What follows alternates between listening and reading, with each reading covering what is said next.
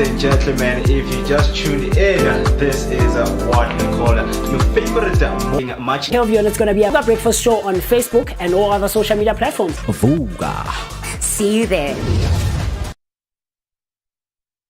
Alright, once again, good morning. As promised that I'm going to be coming here and, fixing those bucket lists. We know that a lot of people, are determined in traveling in different tourist attractions right here in Mzansi. So, you know that every time when you see me, every morning, I am standing in front of a picture, that you can expect. And obviously, you've been asking yourself some questions that, okay, I've seen you, doing some Gold Reef City, some Saibono. Today, what do you have for us? So you can quickly take a guess there by using hashtag Vooka Breakfast Show. But let me not waste any more of your time. So behind me, we have the Hartebees Dam, right? The Hartebees Dam is a popular tourist attraction. A lot of people go there for different reasons. So if you want, some activities that you want to do, you can go to their activity hub where they offer so much information in detail and packages that they offer to you as a tourist or to you as an individual who want to explore scenic views right there. So with me here, I have some background information that I want to go through with you just to get a background of the Hartebees spot. A lot of people go there for their year-end function, birthday parties, even people who are in Stockfells nowadays, they're definitely, getting those trips, those packages, and getting themselves into the Hartebees spot. So what is the background information about the Hartebees spot? So here it says it is a popular tourist destination in South Africa, offering various activities and attractions to visitors. One of the main attractions is the Hartebees Cable Way, which offers panoramic views of the beautiful Magaliesberg Hartebees Sport Dam and the surrounding areas. Visitors can also take a scenic drive around the dam and over the dam. If you are a nature fanatic, this is the place to go. If you want to experience the environment of nature, the atmosphere that it has to offer to you as someone who is visiting there, Hartebees Sport is the attraction for you to visit. So additionally, there are various water activities that one can do on the dam, such as boating, fishing. Visitors can also visit the Bush Baby Monkey Sanctuary, right? Where they can take a guided tour and walk around sanctuary to observe the monkeys in their natural habitat. So in addition to the ones that we've spoken about, the attraction visitors can also enjoy good food. What is a tourist attraction without good food? Definitely good food is available right there at the venue. Also, great memories that you can share and cherish with your family and friends is what we always do whenever we go out, to celebrate such, whatever that we're going through in our lives. So a day will be filled with so much activities, and also they have rounded up most popular activities in Hartebees and now can offer them to you at a reduced rate. Reduced rate, what do I mean about that? So from 1,845 per person, that is a package that you can enjoy. And what does that 1,845 include? It includes Hartebees boat cruise. We know some of us have never been to boat cruises, so this is an opportunity for you, man, to go there and enjoy the boat cruise that the Hartebees Sport has to offer. And also horse riding. We know that some of us are not familiar with horse riding. We always say only white people do horse riding. Who said that, man? Because you can do it right there at a very reduced rate.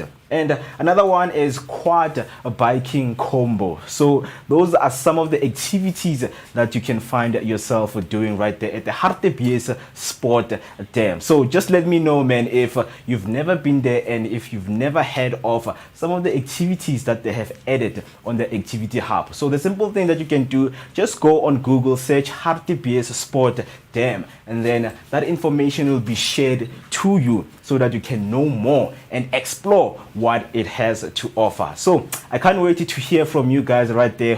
Whoever is watching from home, just let me know, man, if you've been to the Harties. Do you give them a yay or a nay? Definitely is what we do right here on the Vooka Breakfast Show, giving you your favorite picture of the day. Obviously, tomorrow morning, I'm going to come again with a surprise just to make sure that your bucket list for traveling this year is filled up. So stay tuned for more, because we're going to be bringing you a lot of things, content unpacked right here on the Vooka Breakfast Show. What I want to do is to take a short break, and then when you come back, we're going to be giving you your sports headlines and of course your traffic headlines, just to make sure that you stay safe on those roads. Right now, let's get you prepped with your weather update.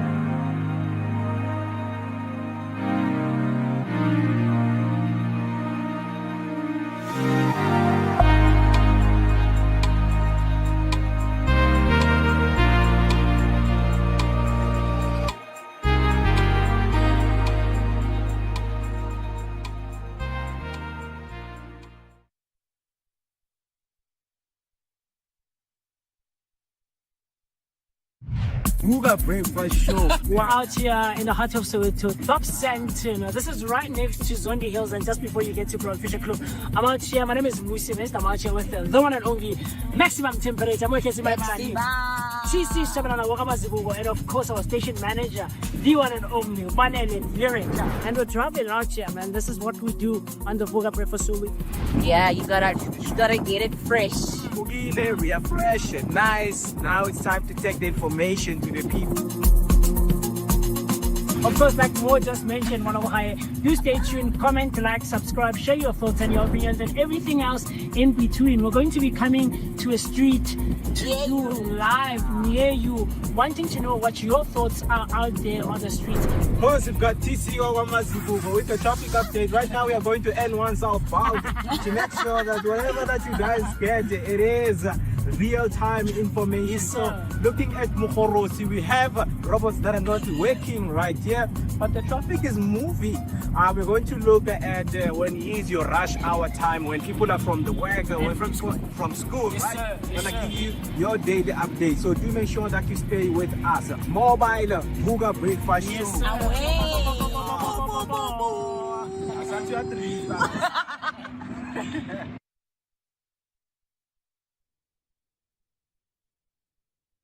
All right, as promised, these are your sports news. On the first headline, Postecoglou hopes Pochettino gets Spurs in return. Mauricio Pochettino, now managing the U.S. national team, expressed a desire to return to Spurs, where he remains a fan favorite after past successes. Enge Postecoglou, Spurs' current coach, faces uncertainty as the club sits at 14th in the Premier League. Pochettino, under pressure after U.S. losses, was hired to build momentum for the 2026 World Cup. Spurs would face a high cost to lure Pochettino back, given his €4.6 million a year contract until 2026. Tottenham next faces Chelsea, while Postecoglou's future hangs in the balance amid Spurs' struggles. On the next headline, Barcelona lack finances to register Olmo in La Liga. Barcelona temporary registration for Olmo and Victor were revoked by La Liga in January due to financial rule non-compliance, but reinstated by Spain's Sports Council, the CSD, pending a final ruling on April 7th. Barcelona aims to raise €100 million by selling VIP boxes at the new camp, but did not include the deal in accounts for the 2024-2025 season. Almost signed for RB Leipzig for €52 million and has made 28 appearances this season. While Victor has played 22 times, Barcelona sits atop of La Liga and is in the Champions League quarter-finals. Stellenbosch and Zamalek draw blanks in CAF Confederations Cup quarter-final first leg. Stellenbosch and Zamalek drew 0-0 in the CAF Confederation Cup quarter-final first leg. Stellenbosch dominated early possession but struggled to create clear chances, with Zamalek gaining momentum later.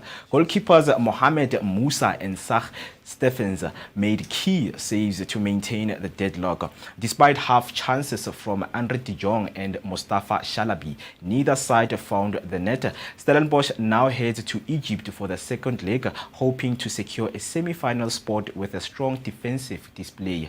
This tie remains balanced. Heading on to your rugby news. Bulls preparing for knockout rugby at business end of the season. The Bulls face a challenging 8 weeks as the United Rugby Championship and Challenge Cup reach their climax. The tour begins with a Challenge Cup round of 16 match against Bayonne in France, followed by URC top table clashes with Munster and Glasgow. If victorious against Bayonne, a Challenge Cup quarterfinal awaits, along with a URC clash against Cardiff a week later. Bulls speedster Devon Williams emphasized the team's commitment to knockout rugby mode as they aim to compete successfully in both competition. That's all for now. Stay tuned for more sports and news updates throughout the show. Don't forget to share your thoughts on these headlines with us on social media using the hashtag Vooka Breakfast Show. Now let's get you prepped with your latest traffic update with the TC Wakamazibu.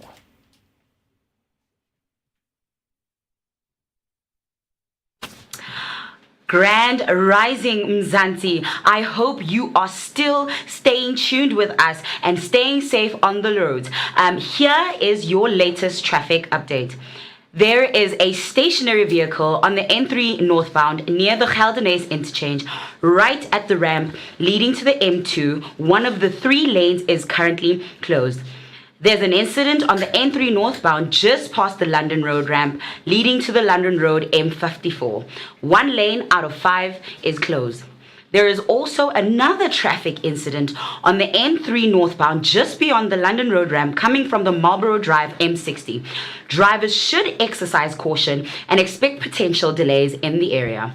Roadworks are taking place on the R21 southbound just past the R25 Bapsfontein Road ramp leading to the NGN Highveld 1 stop. 1 out of the 4 lanes is currently closed. There's also a stationary vehicle on the N1 northbound just past the Allendale Road ramp coming from the Allendale Road M339 East. All right, that's all for now for your Vooka traffic. Let's get back to what promises to be an epic show.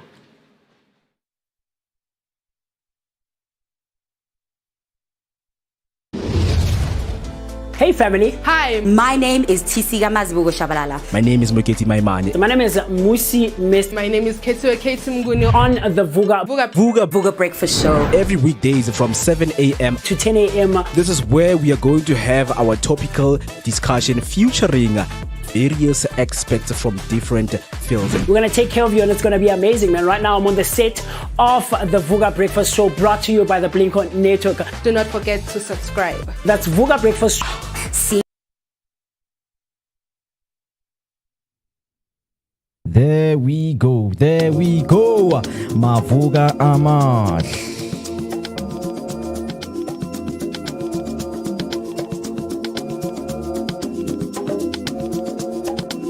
As time is spent at the Vision Board and Pizza event out at Curiosity in Maboning, aimed at promoting positivity, creativity that breeds longevity, enjoy tasks like silent reading, vision boarding, and live performance.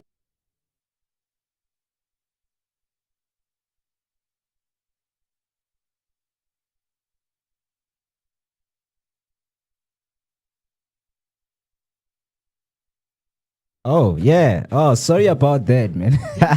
Sorry about that. You know, I was just enjoying the beautiful ad, man, because you never go wrong with Mwari Pizza, man. Yeah. And of course, when it comes to Mwari Pizza Curiosity, you guys host the events right there, ne? You're right. Man. It's an amazing space, cultural. So it's a space where arts, culture, and inner city lifestyle comes together.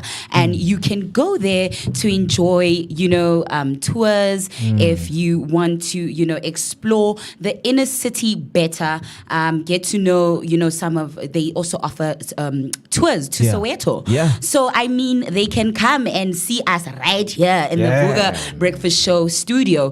It's definitely something we can look into.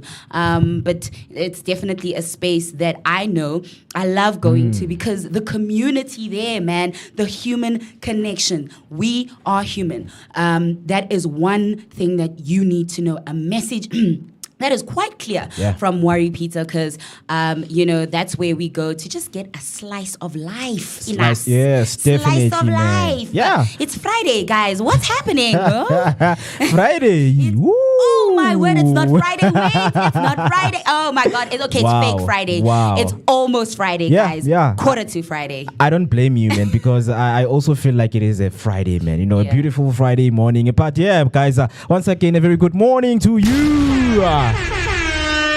You are watching the Vooka Breakfast Show, what promises you to become your energetic start of the day. Located in the heart of Johannesburg, it is Soweto, Dobsonville. That is where we are streaming live. So what I want you to do right now is to use the hashtag Vooka Breakfast Show. Join the live. It's a beautiful Thursday morning. We know that we theme our days. So today we are aligning ourselves with God, with ancestors, with anything that needs to make our lives better. So I can see Mr. Hector is right there. Hashtag Vooka Breakfast Show, top of the morning. Happy Thursday, guys. Man, it was wonderful because I met Mr. Hector day before yesterday. Oh, really? Yeah, man. It was Hector, nice. me, I also want to meet you. It's like everybody's meeting you, Hector. I also want to see you, buddy. It's nice, man. It's nice because I think it's my first experience, meeting someone who's always engaging with us. Now having to see them, really appreciate it to make sure that we bring the information that a lot of people are missing. So definitely, do not miss out, man. Do not miss out. Each and every weekdays from 7 a.m. up until 10 a.m. By the way, sorry we couldn't stream yesterday. We had electricity issues, guys. Eskom will never cease to amaze you by not getting out of your nerves, man. Getting on your nerves. Getting on your nerves. Yes, man. So yesterday, guys, we couldn't stream. It's not like no, guys, we were here. We're waiting. Definitely, we could, man. Hey, what are doing here? Of course, here. For break, guys. Do not cost me. Wow.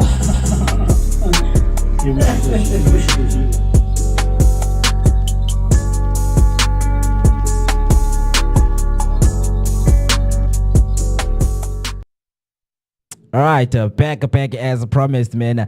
Obviously, for people who are just watching, I see there are 5 people right there in my stream. We just want to confirm if we can give you everything is fine. We can hear you, we can see you right there at the studio, and our ads that are playing, we can definitely hear them. So do make sure that you stay with us until the end of the show, because today we're going to be joined by 2 guests. Obviously, They have to be doing something, and you want to know what is it that they're doing. So the first one is going to be Kafula is a gym instructor. So, of course, man, when it comes to health and fitness, if you want to know more about fitness, Kafu is the right person to ask. You know, also a gym instructor, maybe he might be owning a gym that you want to go to. Yours Vooka, you know, with your family, with your friends. I don't know why I like to say family. Would you go to a the gym with your family?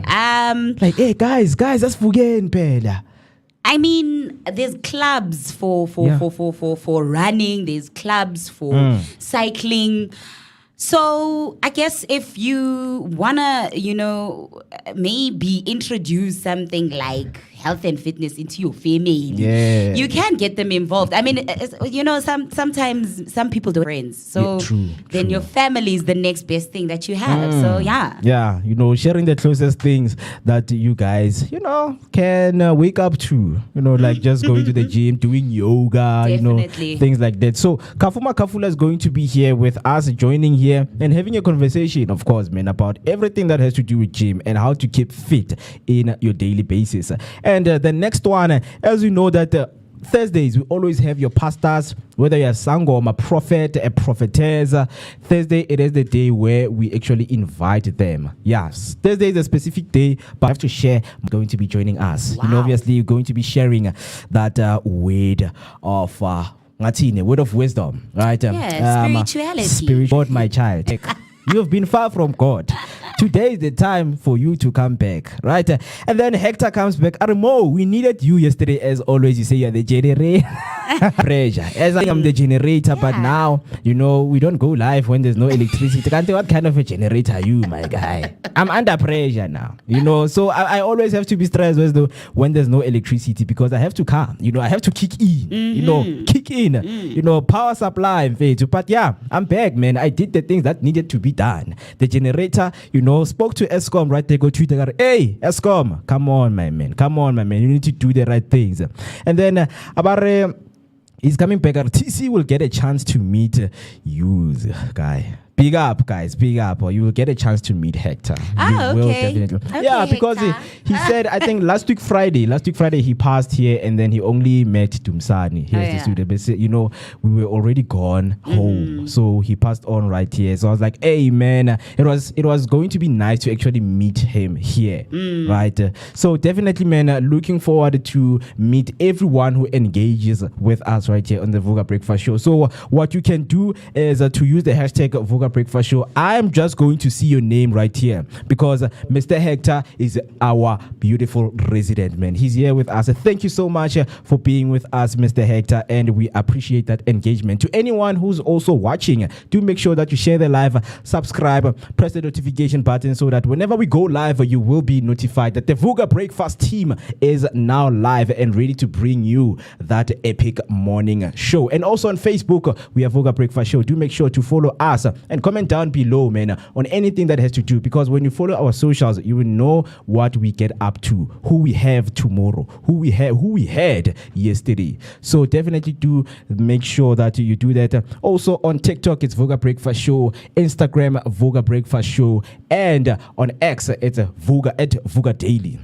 If I'm not mistaken, it's at Vooka Daily. Do go there, follow us, because definitely we've got more coming. And then Misho Pelbaloye, hashtag Vooka Breakfast Show. Good morning. The beautiful Thursday morning. So Sivugile. Also important.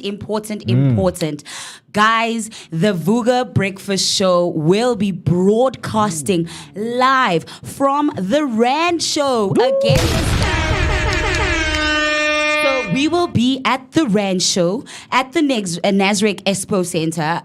So you guys should be tuning in to the Vooka Breakfast Show from the 7th to the 11th in order to win yourself, stand a chance at least, to win yourself 2 tickets to the Rand Show for you and a loved one. So from the 7th to the 11th, we will be giving away 2 tickets daily, guys, not just 2 tickets for the whole week. No, every day we are looking to give someone 2 tickets to the Rand show. Yeah. So guys, tune in and engage with us. Don't forget, it's hashtag Vooka Breakfast Show. Vooka spelled with VOOKA Breakfast Show. And engage with us. Sivugile. Sivugile. Exciting things that we have for you. Of course, no one wants to miss Rain Show, guys. Heading on to the Easter weekend, we know people will be traveling. And for you who will be right here with us around Johannesburg and Gauteng, do make sure that you watch Vooka Breakfast Show daily so that you will know when the competition starts, so that you can get yourself and win yourself tickets to the Rain Show, man. You wouldn't want to miss the Rain Show. I promise you. And also do make sure that you let people know that we will be streaming live. As TC said, we will be there as the team, getting much information that you need and delivering it right at the front of your door, live broadcasting. I'm not talking about shooting and editing. No, we will be live broadcasting. So anything that you will want to know, you will know it right at that moment. So hashtag Vooka Breakfast Show is the hashtag to use. Of course, it's a Thursday morning. Some people haven't got that motivation to wake up. Hey, but today, man, I woke up to a very beautiful motivation. Do you know Alan Watts?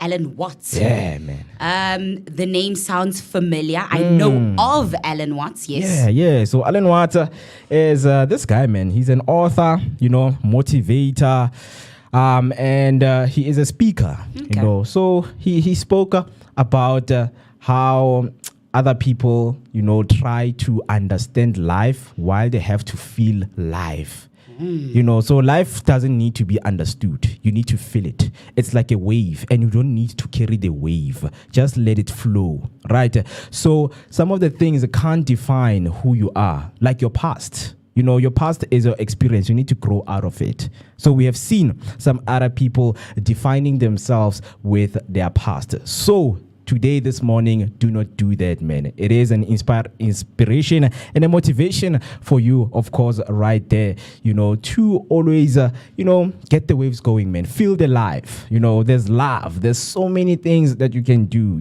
Also embrace happiness. Little happiness that you get, embrace it because it might be something that you needed. So, yes, definitely, man. We know that we've got so much packed for you right here on the Vooka Breakfast Show. So as I promised, we'll be joined by 2 guests. What I need you to do is to prepare your notebook, prepare everything that you need to jot down the tips that are going to be shared right here. But of course, it's technology. You can always rewind and watch the interview. It's not going away after we stop streaming. It's going to be there for a repeat for you to watch. So of course, it is a Thursday. We're going to be looking at what is happening today. Significant, history moments that have taken place at this day. It is something that I'm going to share with you. And of course, our word of the day. And we're practicing what we call idioms. Right? Idioms. I've been struggling with the, what do you call them? The idioms. No, the pronunciation. Yeah. So with me, man, I've always wanted to learn other people's language. So I would do these accents, especially, the Zimbabweans, because every time when they speak, you understand. So now when you get a difficult word for you to pronounce, yes. but I love mispronouncing words, man. I see that. That's why I always say on this show, guys, if you are a daily watcher like Hector of the Vooka Breakfast Show, you will know that between Mo and Musi, when it comes to word of the day and pronunciation, please, guys, sometimes take heed. Our own little twist. I call it the Mo twist. But of course, right here on the Vooka Breakfast Show, we aim to elevate your spoken language, the English language that we use to communicate. So your word, your vocabulary. We want you guys to use better language when communicating with each other. So we all, whenever we are in the spaces that require us to speak eloquently, that we are able to elevate and speak so that we are, we are heard, and able to articulate ourselves very well. So, do stay tuned and catch that word of the day, and obviously the idioms that we have now introduced into word of the day, just to, shake it up a little bit, make it more interesting for you. Shake it up, make it interesting is what we do right here on the Epic Morning Show, where we bring you interesting things. So right now it's 8 to give you your update, and then when we come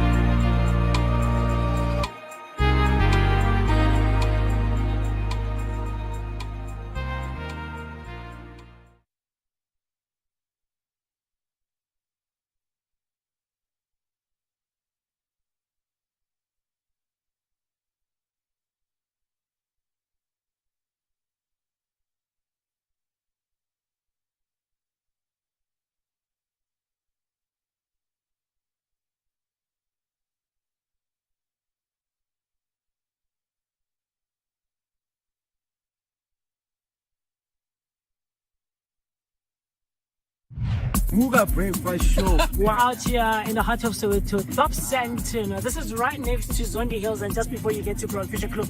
I'm out here. My name is Musi West. I'm out here with the one and only maximum temperature. I'm working with my man, TC Shabanana Wakamazibugo, and of course our station manager, the one and only Manele Lyric.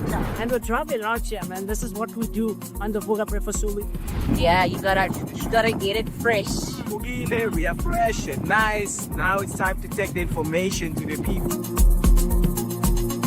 Of course, like Mo just mentioned, do stay tuned, comment, like, subscribe, share your thoughts and your opinions and everything else in between. We're going to be coming to a street to do live near you, wanting to know what your thoughts are out there on the street. Of course, we've got TCO Wamazibugo with the traffic update. Right now, we are going to N1 southbound to make sure that whatever that you guys get, it is real-time information. Yes, so looking at Mukoro working right our time when people are from the work or from school, Yes, right? sir. Yes, Gonna sir. give you your daily update. So do make sure that you stay with us. Mobile Vooka Breakfast Yes, Show. sir.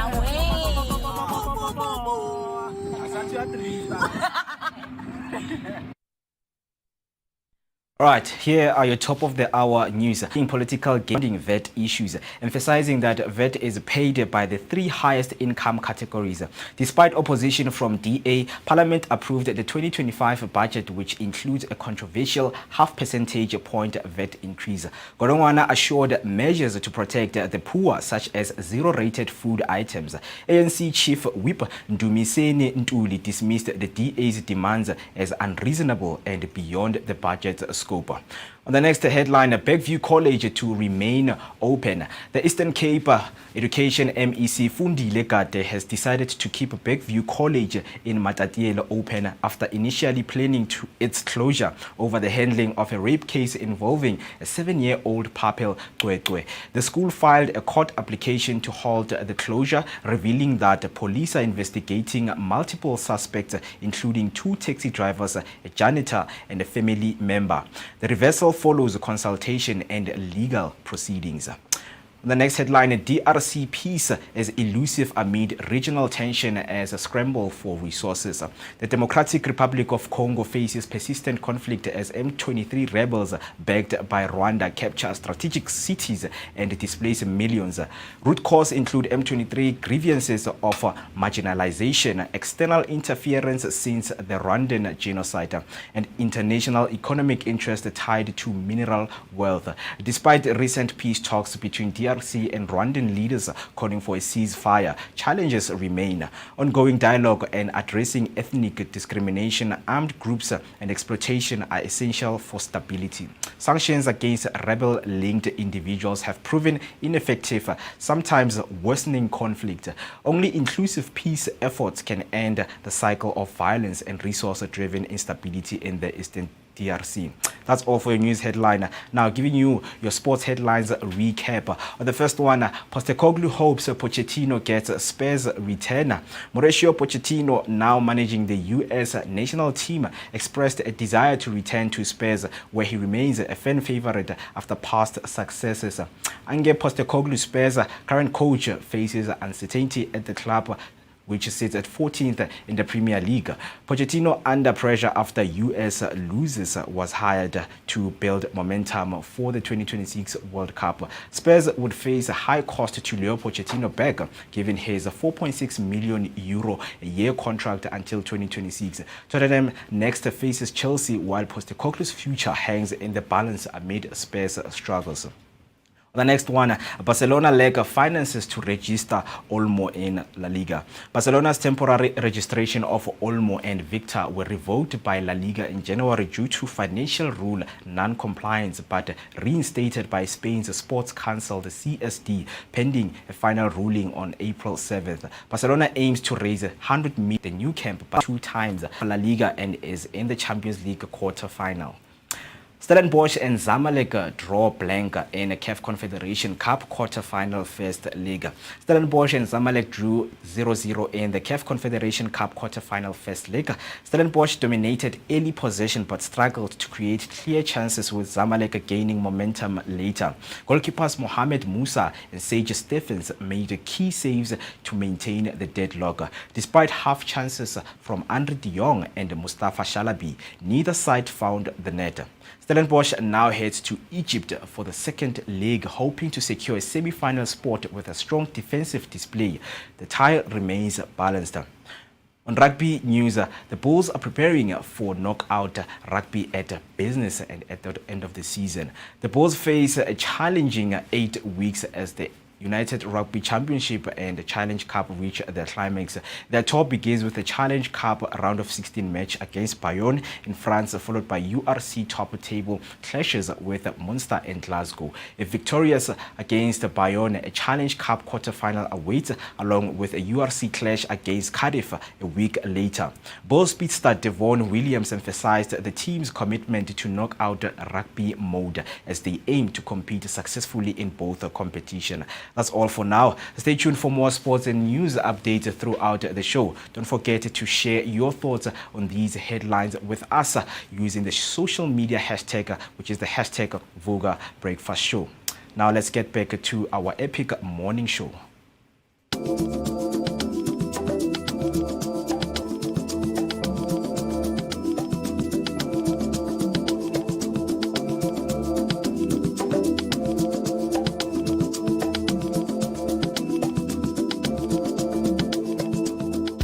Friends, come along with the Vooka team as time is spent at the Vision Board and Peter event out at Curiosity in Maboneng, aimed at promoting positivity, creativity that breeds longevity. Enjoy tasks like silent reading, vision boarding, and live performances. Vooka Breakfast Show brings you all things great and amazing with Sacred Sundays in collaboration with Mwari Pizza for Vision Board and Pizza.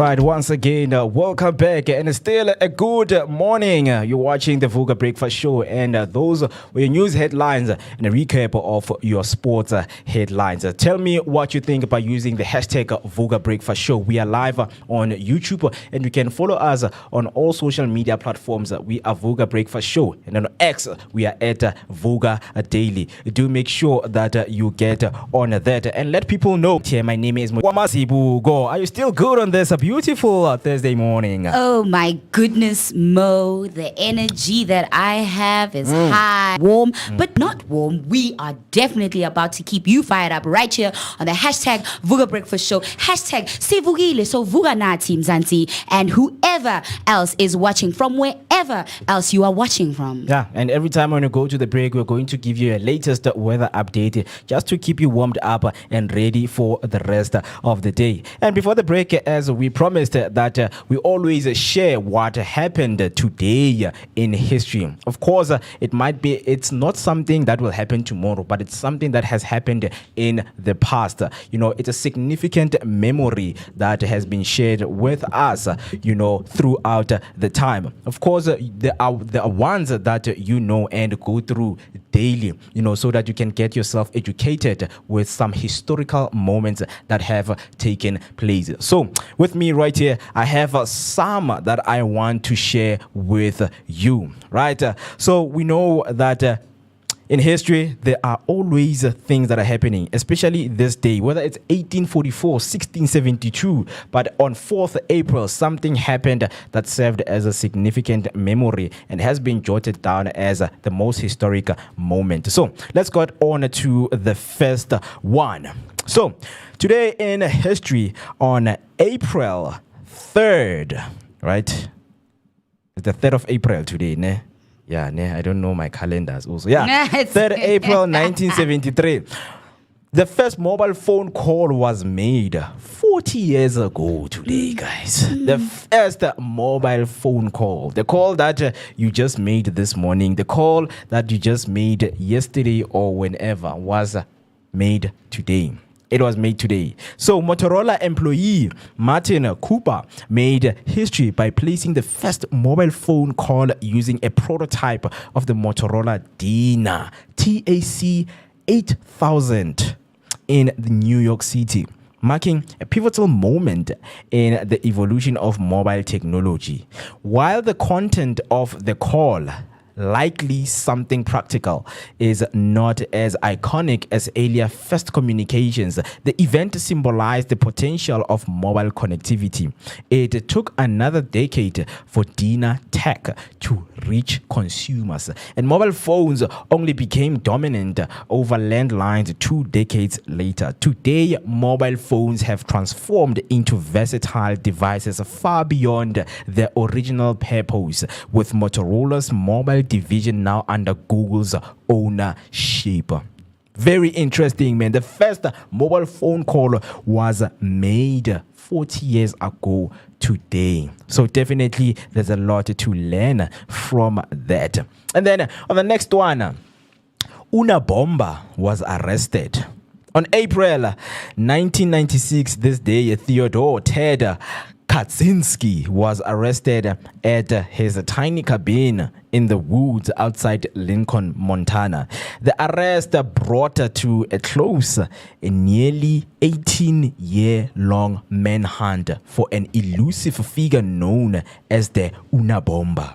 Theodore John Kaczynski, known as the Unabomber, was a former mathematics prodigy turned domestic terrorist who conducted a mail bombing campaign from 1978 to 1995, killing 3 and injuring 23 in protest against modern technology and industrialization. Living as a recluse in a remote Montana cabin, he authored a manifesto advocating a nature-centered anarchism. His arrest in 1996 followed the publication of his manifesto, which his brother recognized, leading to his identification. Kaczynski was sentenced to life in prison without parole and died by suicide suicide in 2023 after a cancer diagnosis. Unibombers, wow, man. Yeah. Oh, did I What? say? Yes. But You see, guys, don't worry. I'm here. I'm here for you. When Mo puts his twist on things, I'm here for you But to just I be read- like, you know, guys, maybe I read what I'm Unibomber. giving. It's a Unibomber. Una bomba. Wena uri Unabomber. Mo, Unabomber li Unibomber, guys. It's a Unibomber. Yeah, man, don't blame me because this thing happened. When did it happen? But 1996. Ish. Right. And then moving on to the next one. In 1885, Gottlieb Daimler patents his engine design and development. On this day, 1885, April 3rd, Gottlieb Daimler and Wilhelm Maybach were granted a patent for their grandfather clock engine, a 4-stroke gasoline-powered design featuring a porcelain tube ignition system and a horizontal cylinder that is considered a precursor to modern petrol engines. Developed in Daimler's workshop in Stuttgart, the engine's creation followed Daimler's departure from Deutz AG due to disagreements with Nicholas Otto. With Maybach remaining loyal to him, this innovation marked a significant step in automotive engineering history, despite initial skepticism from their neighbors, paving the way for the development of what would have become the main type of automobile engine, paving the way for the development of what would become the main type of automobile engine. Man, and of course, here on the Vooka Breakfast Show on Fridays, you guys can catch our automotive blog. Yeah, and then, I mean, a history. Look at that. Look at what happened today, well, on a Thursday, in history. You know, Maybach, I didn't know that. That's an interesting one. Very interesting. Yeah, man. Very interesting thing to, you know, revise, man, as people who love history and doing history segments right here. And to see how we now, obviously, now we can get to, you know, review cars and drive cars and have modes of transport that doesn't require us taking long walks to freedom. Yeah, you can say that again, man. Yeah, man. We are in a very, very, very, you know, evolved technological era. So definitely these kind of things, you know, it's something that we need to go through to as, you know, what happened, man, in those automobile history, right?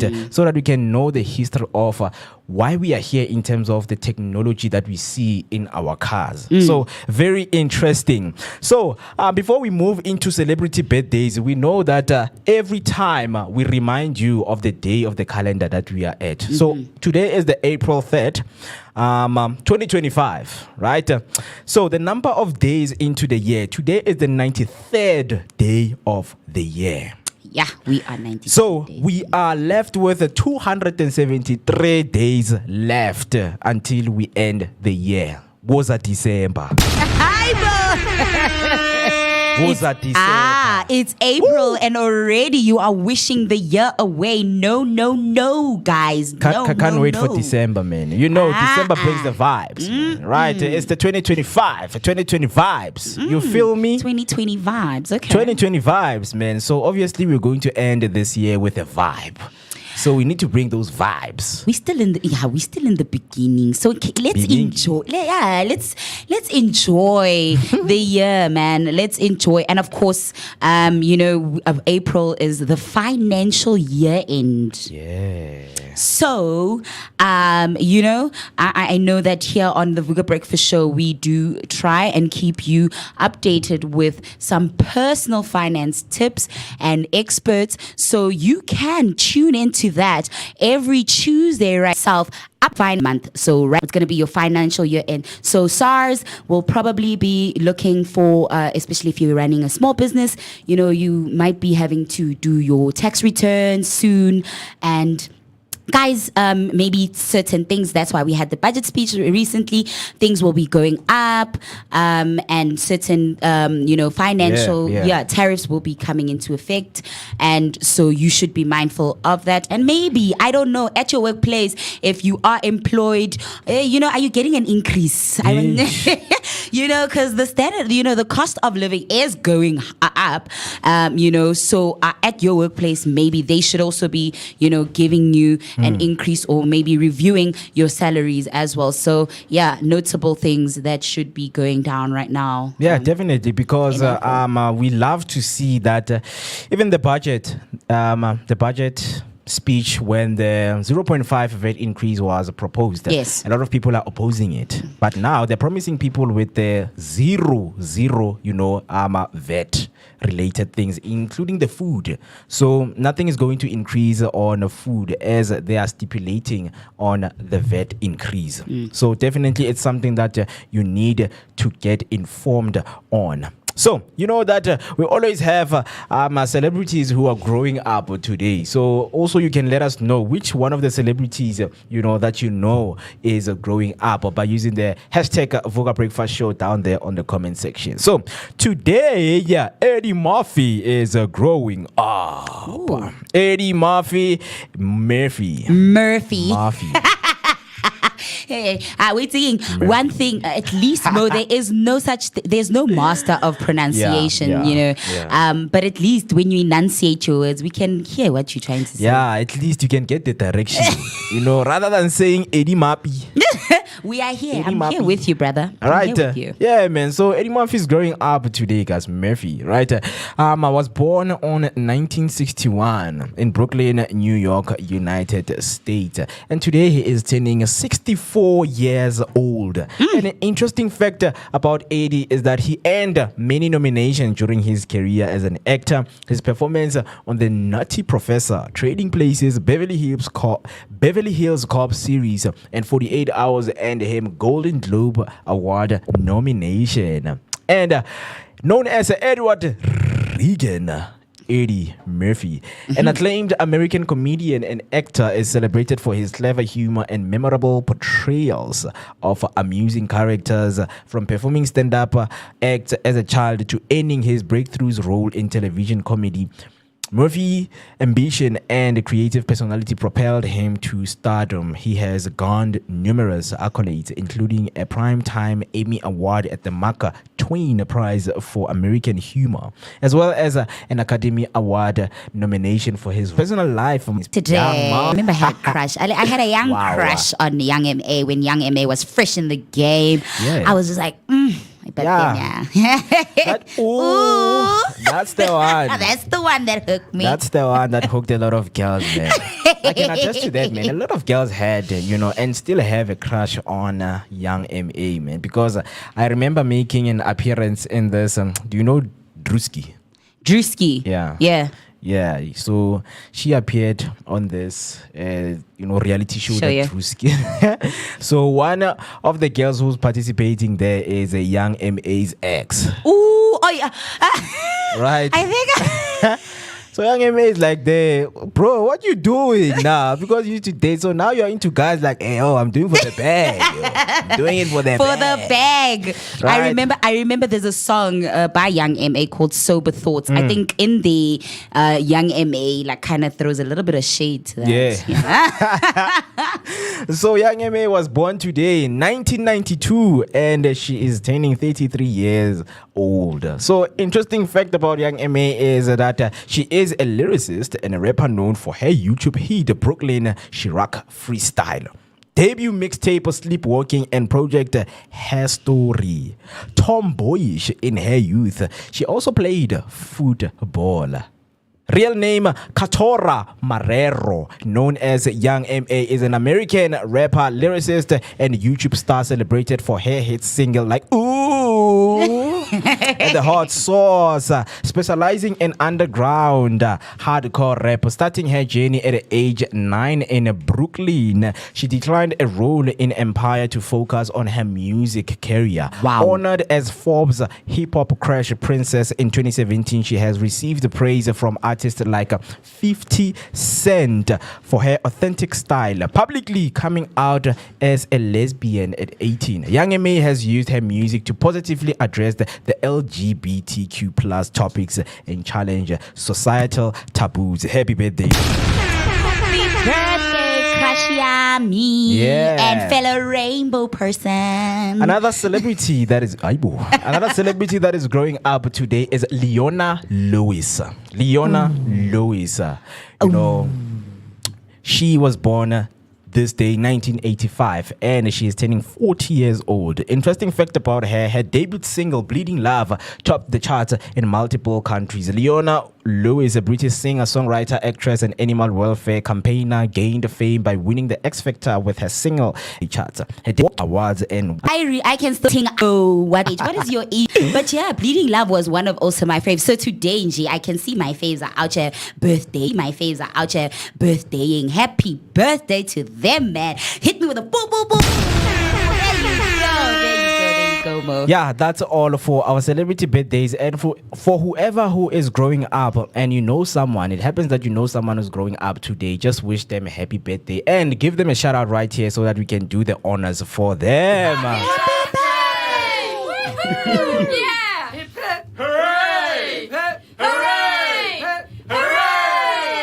Hip hip hooray to everyone who is growing. And then before I go to the word of the day, Hector Takalani coming on YouTube. Mo, I also can't wait for the year to end. You see what I'm saying? Hector. You see what I'm saying, Hi guys. Don't Patience, rush. Don't guys. wish. Don't wish the year away. You know, take this. Life is a gift. Life 273 days to go. Enjoy the journey. 273. In the next 7 days, we are 100 days in. We are flying, guys. Never. What are we waiting for? Man? Hey man, soon it's gonna be the halfway mark. Of the year, which is June. Yeah. Then you will know, Guti, the year is, quarter to, the Gregorian year. Yeah. The African calendar, the Kemetic calendar, if I'm not correct, has already ended and we're about to start a new African year. Yeah. But yeah, man, it depends which one do you follow, Hector?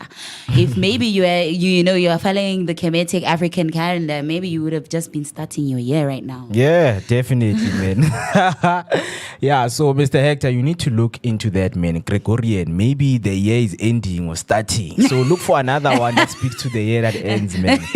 Right, if it's a December in another country, definitely celebrating with them, guys. Yo, because Guningi year. But man, I know as South Africans, right here, Mzansi, our spirit keeps us alive, guys. We have so many things right here that we can, as a people, as a nation, we can be proud of, and we can come together and celebrate and be happy about. So don't wish the year away. Just us at the Vooka Breakfast Show, we still here for you, and we want to still enjoy the year with you. So engage with us. Don't forget, Vele, to engage with us and share your opinions on our social media platforms. It's #Vooka Breakfast Show. Ngoba thina sivukile. Definitely. Speaking of celebrations, you know that every day we celebrate the usage of words in our daily basis, right? We know that we use words in different aspects and apply them in different situations that we head on. And the most important thing is to be an assertive. Don't worry, I'm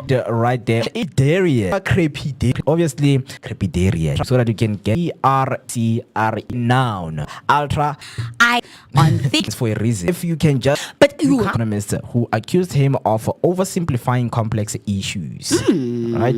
The politician ultra crepidarian remarks on economic policy were criticized by economists who accused him on oversimplifying complex issues. So whoever's watching right there at home, just let me know right there on the comment section, how would you use the word ultra crepidarian, in your daily life, man? Like, okay, you wake up when you know someone, that guy always on the corner, behaves like hey, that one with so it has those the what do I call them? The corner philosophers. Hey, those ones. the corner philosophers, those ones, they know anything and everything on anything. Like they just they will never say angazi. I don't know. For them, they have an opinion and a say for everything. But again, when you have nothing to do, what else can you do but spread talk knowledge out your neck? If there's nothing you can do, just spread knowledge, my beautiful people. I mean, you would hear those conversations. Not knowledge that you do not know anything about, because that's what being an ultra crepidarian is about. People just speaking out of their depth. You are not even well versed here. This is not even on your, you're not. This is not of your stature. Man. And you are here speaking on it. But then again, sometimes, when you are confident enough, when you speak with, I've seen it happen. When people speak with confidence, and even though they are not speaking on something that they know, that they are well versed on, it's so easy sometimes to believe them. Yeah, it can be. There are people who be like, obviously, and also with people who have studied, public speaking. Because there was this guy who was giving a TED talk. He's an Indian guy. So he came in, first 5 minutes, not 5 minutes, but first 60 seconds of the talk, he convinced people that smoking is healthy. And people bought that. Wow. And then he was speaking about, you see the dangers of someone speaking with vigor, someone speaking with charisma. Yes, of which that's what, I see happens now when it comes to branding, marketing, and all those kind of things. We are not, we always we always have these people who speak charismatically and with such vigor. And instead of words, you really, it's about just convincing people based on their emotions. And that's why when a company or a brand has a good branding and marketing team, their sales go through the roof. Remember when, Prime convinced everybody here in South Africa to buy those energy drinks for 700 rand? Those parents, 4? Yeah, 400 rand. Sorry, 400 rand. Haibo, I'm like 400 rand for, but because of the branding and marketing, look at how just everything was flying off the shelves. Parents getting stampeded. Those videos, go check us. I still remember just sitting there as somebody who couldn't afford that, or even not afford, thinking to myself, what a waste. Never, I will never. I'm like, angeke. No mumtana mangakhala, bang the head against the wall. I will not buy an energy drink, Mina, for 400 rand just because. Yeah. Definitely, so are you an ultra crepidarian right there at home? Tell us, because ultra crepidarian, speaking of the misinformation and the misconception. So there was this, these small boys, man, they had this so much convincing conversation where they thought you can steal Wi-Fi at the clinic.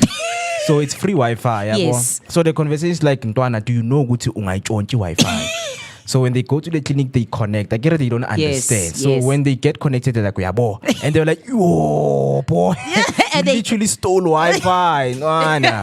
But no, it's just a connection. Free Wi-Fi for everyone in the community, right?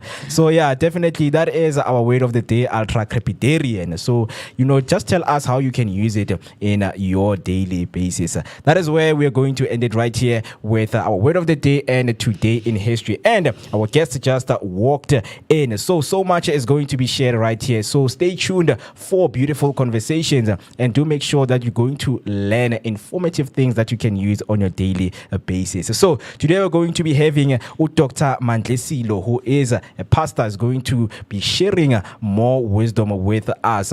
And if you would like to know more, is to use the hashtag Vooka Breakfast Show. And Ukafu Makafula, gym instructor, will be here with us, sharing information that you need to know. And later we'll be having on our tech segment Ubanele, speaking about the analog TV spectrum, the shift to digital. Wow. I know you're still using Ariel.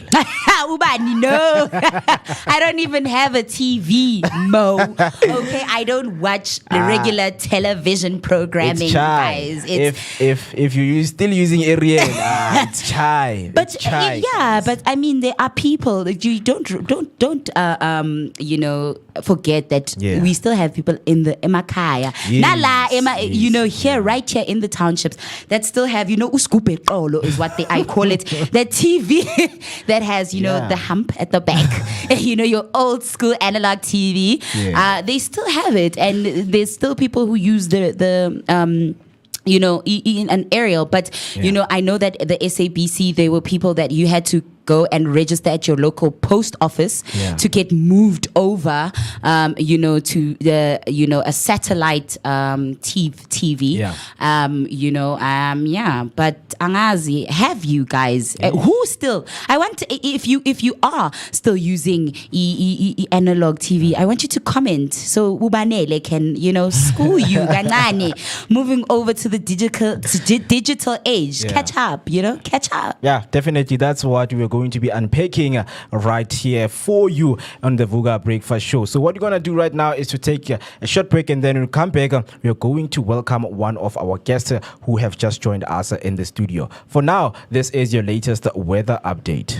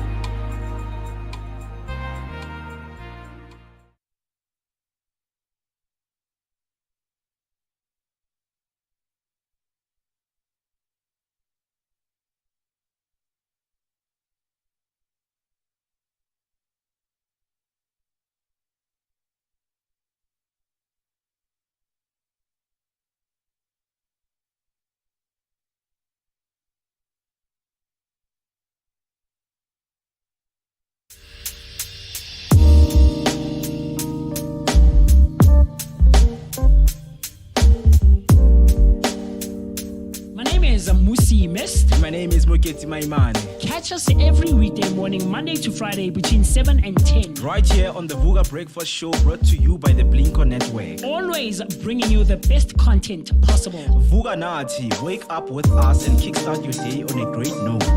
This is your energetic start to the day.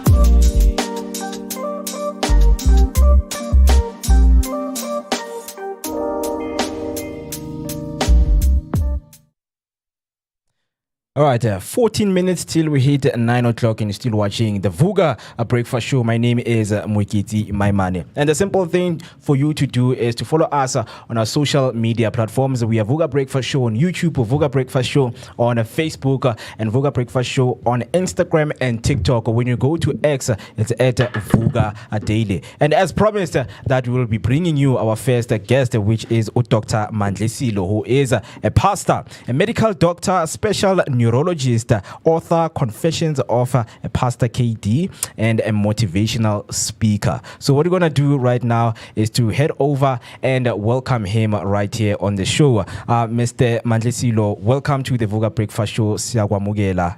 How are you doing this morning? I'm good. Thank you so much for inviting me. I feel honored. Yeah. So what I'm going to ask you is to speak closer to the mic, and you can also have your headphones here, so that we can have that clear sound. Yeah, can you please repeat that because people didn't get that? All right. I was just saying thank you so much for inviting me this morning. I feel honored to be here.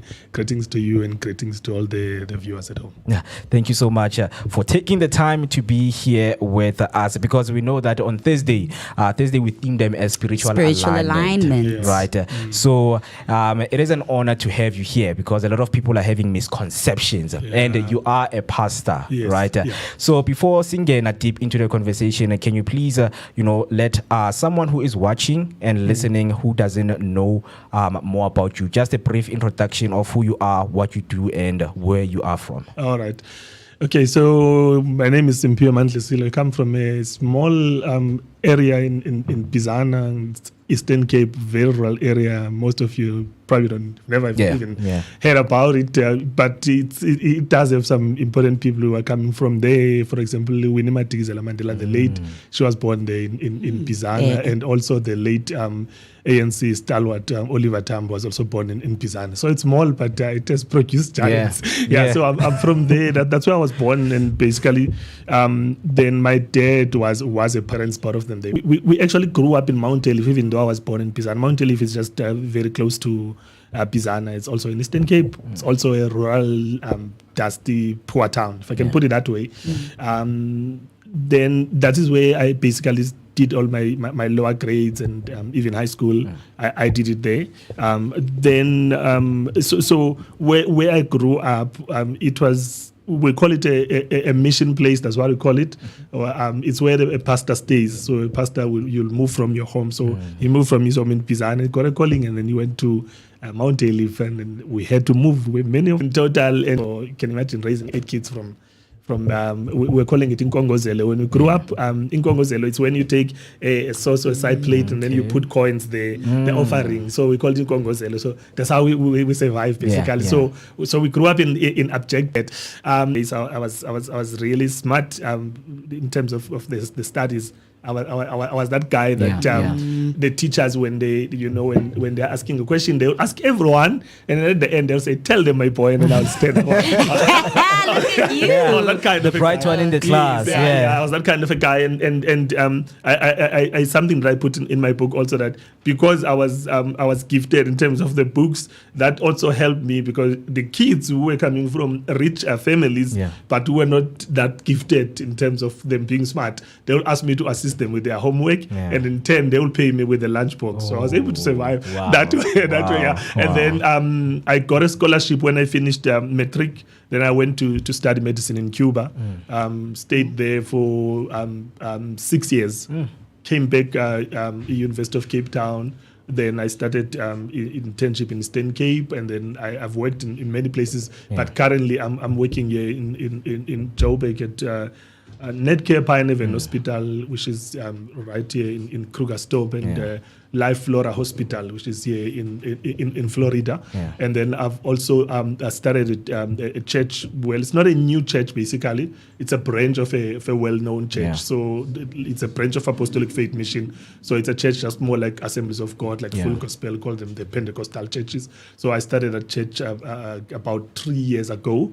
And it's in Silver Star Casino. We use the conference hall inside Silver Star Casino. People always give me that look look when I say in a casino. So Yeah, but then again, you know what? Maybe some of those people need some some spiritual upliftment, man, and that's why they are people there. are gambling there. Yes. Then I'm calling other side, yeah. And then on top of everything that I'm doing, I'm in my last year of doing Bachelor of Theology in Northwest University. Yeah. So yeah. Yeah, interesting. That's me in a nutshell. I'm Yeah. also an author. I've written a book, Confessions of a Pastor's Kid. So yeah. Yeah. Yo. So I just want you, to tell us and a little bit brief for growing up as a pastor's kid. We just want to know the differences and the principles that you grew up with. Compared to a child whose dad is not a pastor. Sure. So how was it growing up? Okay, so growing up as a pastor's kid, it has a lot of challenges. It's more like you grow up with a label, basically. You go with a pastor's kid label wherever you go. Most of the time is not in a good way. I usually say to people, growing up as a pastor's kid is more like you're a child that is growing under a microscope. Yeah. Everyone is viewing every little thing that you do. Your mistakes, they get amplified because you're a pastor's kid. What used to happen, and you have a lot of people observing you that you don't even know. What used to happen to me is we'll be playing with other kids at school, and then maybe I will throw a vulgar swear word. Yeah. Somehow that word will find its way to my dad. And somehow that conversation will come up in a sermon. Wow. And then there are kids who are swearing at each other at school. And then, so then there are people who everything that you're doing, people, they are looking at you and they're criticizing you. And this is what makes a lot of pastors' kids to grow up as what we call rebels, all right? Because I usually say pastors' kids, most of them, the life they live, it's not real. You, for me, I quickly noticed that for me to please my dad, it has to do with church. The more I'm doing things right inside the church, I'm preaching and I'm playing instruments and I'm singing and all of that, the more my dad is impressed. So now, you as a child, you don't become a child. You become umzalwane at a very early age because you need to please your dad. But all this this shell that you are in, it will break when you go to varsity or far away from your parents. So then now they are going to see a real you there. That's when then pastors' kids start drinking, they start experimenting with smoking. The girls, they start experimenting with dating. So because they are trying to, there's sort of like an identity crisis there. It's not nice. There are positive things. The positive things is that there are some good life lessons and values that you learn from your parents. Morals, for example, for me, I learned that in whatever situation I find myself in at a very early age that I need to pray.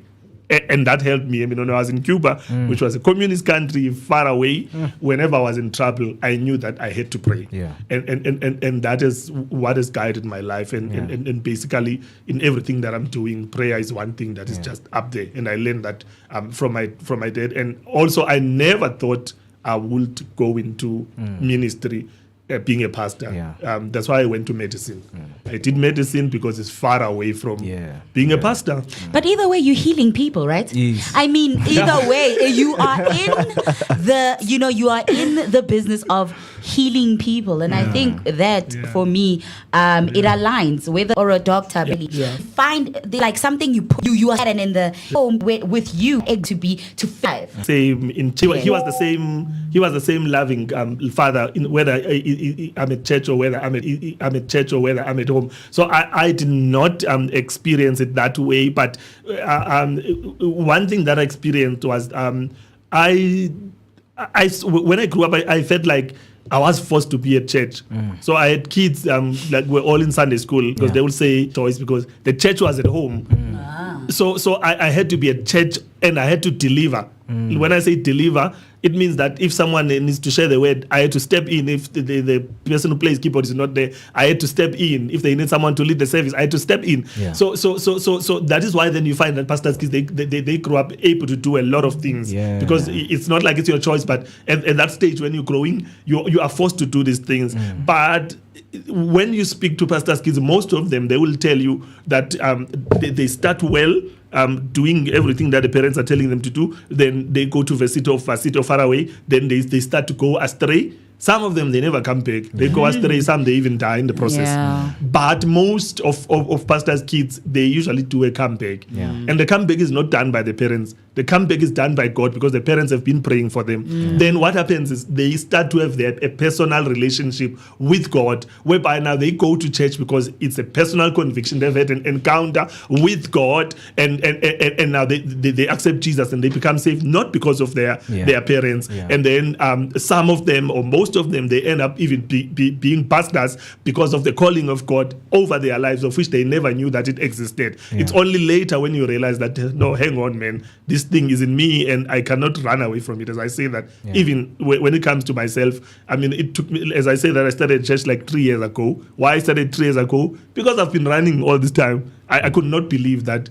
I would stand up and be a pastor one day, because I didn't want it and I didn't have good experience with it. And you've clarified, a question that we've been asking ourselves, that why some of the pastors' kids, have, problems with their behavior, because it's something that has been, coming up into light, especially in our communities, that no, man, she's a pastor kid, he's a pastor kid, and, their behavior is the same. But now there are misconceptions about being a pastor. And of course, some people, they expect you to become perfect. So I want to ask you now, what does not being perfect mean? All right, so pastors, they are human beings. That's what people need to understand. What does that mean when we're saying they are human beings? We mean they experience the same challenges that you experience, the same temptations that you experience, and they don't always feel strong, even though they go into the pulpit and you think they're strong all the time. Sometimes when they are going there, they are crying and they are going through a lot of pain, but they can't. I was telling them in my church last Sunday that last 2 weeks have been very challenging. I had a lot of things that were really challenging me. And the problem with that is that I cannot stand in front of the church and say, oh, Basalan, I'm feeling so weak today. I feel like crying, like what some of the church members will do, and then you'll pray for them. As a pastor, when you stand in front of the people, you always have to project that everything is going well. But deep down, sometimes not everything is going well. But because you are a leader, when you are a leader, people, they want to see their leader being strong. Nobody wants to be led by a leader who's showing weaknesses and all those things. So that's where the problem is. So when we say pastors are humans, we are trying to say to people, you need to view them the same way that you view yourself. You are not perfect, so pastors are not perfect. There are mistakes that pastors may. Obviously, I'm not trying to condone like the weird things that we see pastors doing. I'm not talking about moral issues here. So I'm not talking about moral issues, but I'm just saying that pastors, they've got feelings just like you. They go through temptations just like you. There may be areas of weakness just like you do. But it's just that these days, even calling yourself a pastor, some of us, you even feel ashamed because of the things that we see. I mean, right now there's a story that's trending of a trial in Eastern Cape about a pastor, who walked free after multiple allegations of Timothy rape. Omotoso. So you understand? So when you're saying you're a pastor and then you see someone doing those things, you get to feel ashamed. Because those misconceptions has got some other pastors feeling like now they're being sidelined from being normal people in their community, right? So that also speaks to a lot of them needing healing also, because people will say if you're a pastor, it means you're a god. So you need to bring that wisdom onto people. So in terms of praying and worshiping, what role does that play in one's life? Okay, so a human being is if I can just explain a bit, a human being is more like God. What do you mean by is more like God? God is not just God the Father that we know. God is a triune God. There is God the Father, there is God the Son, which is Jesus Christ, and there is God the Holy Spirit. But that is all God. It's like one person in three parts. Okay, a human being is exactly like that. There is you that we see, which is the body. All right, and then you have a soul. A soul is like it's where the mind is, where the source of affection is, where the feelings are, and all those things. That is a soul. And then you have a spirit also. All right. So it's those three things. And as a person, we tend to focus on what we see, which is the physical. We tend to satisfy the needs of the physical. So you're thirsty now, you need water. You're hungry, you need food. But we forget about the spirit. We sometimes even forget about the soul. All right. So when worshiping God, in terms of worshiping God, you basically satisfying the needs of the spirit. Yeah. You are a spiritual being. There's something in you that is longing to worship. And if you don't worship God, you will end up worshiping other things, because in you as a person, you are designed to be this entity that has to worship. Yeah. And if you don't worship God, you're going to end up worshiping other things. Why? Because your spirit is thirsty, your spirit is hungry, your spirit needs to be fed. So when you go to church, basically, that is where your spirit is fed. Not necessarily in church only. I mean, even when you are alone, you can pray and read the word, and you can nurture your spirit and watch the TV programs. But when you come to church, that's where we all come together. That's where our spirit is fed. That's where we are also taught how to deal with life issues. Yeah. So it plays a major role, even though people they may not think about it. And for me, it seems like all of us somehow, in some way, we are worshiping something. Yeah. Even if you're not worshiping God, there is something that you're worshiping, because you are a spiritual being, and there's a longing for worshiping. So when you say worship, because I know, Uguti, Angisho, like you're saying, that we all need something. So that means everyone has a vice, right? There's something that we all need in order to survive. Others need more love, others need others, they need community, support systems. So when it comes to the issue of mental health, because I'm a very big advocate for mental health issues, having suffered to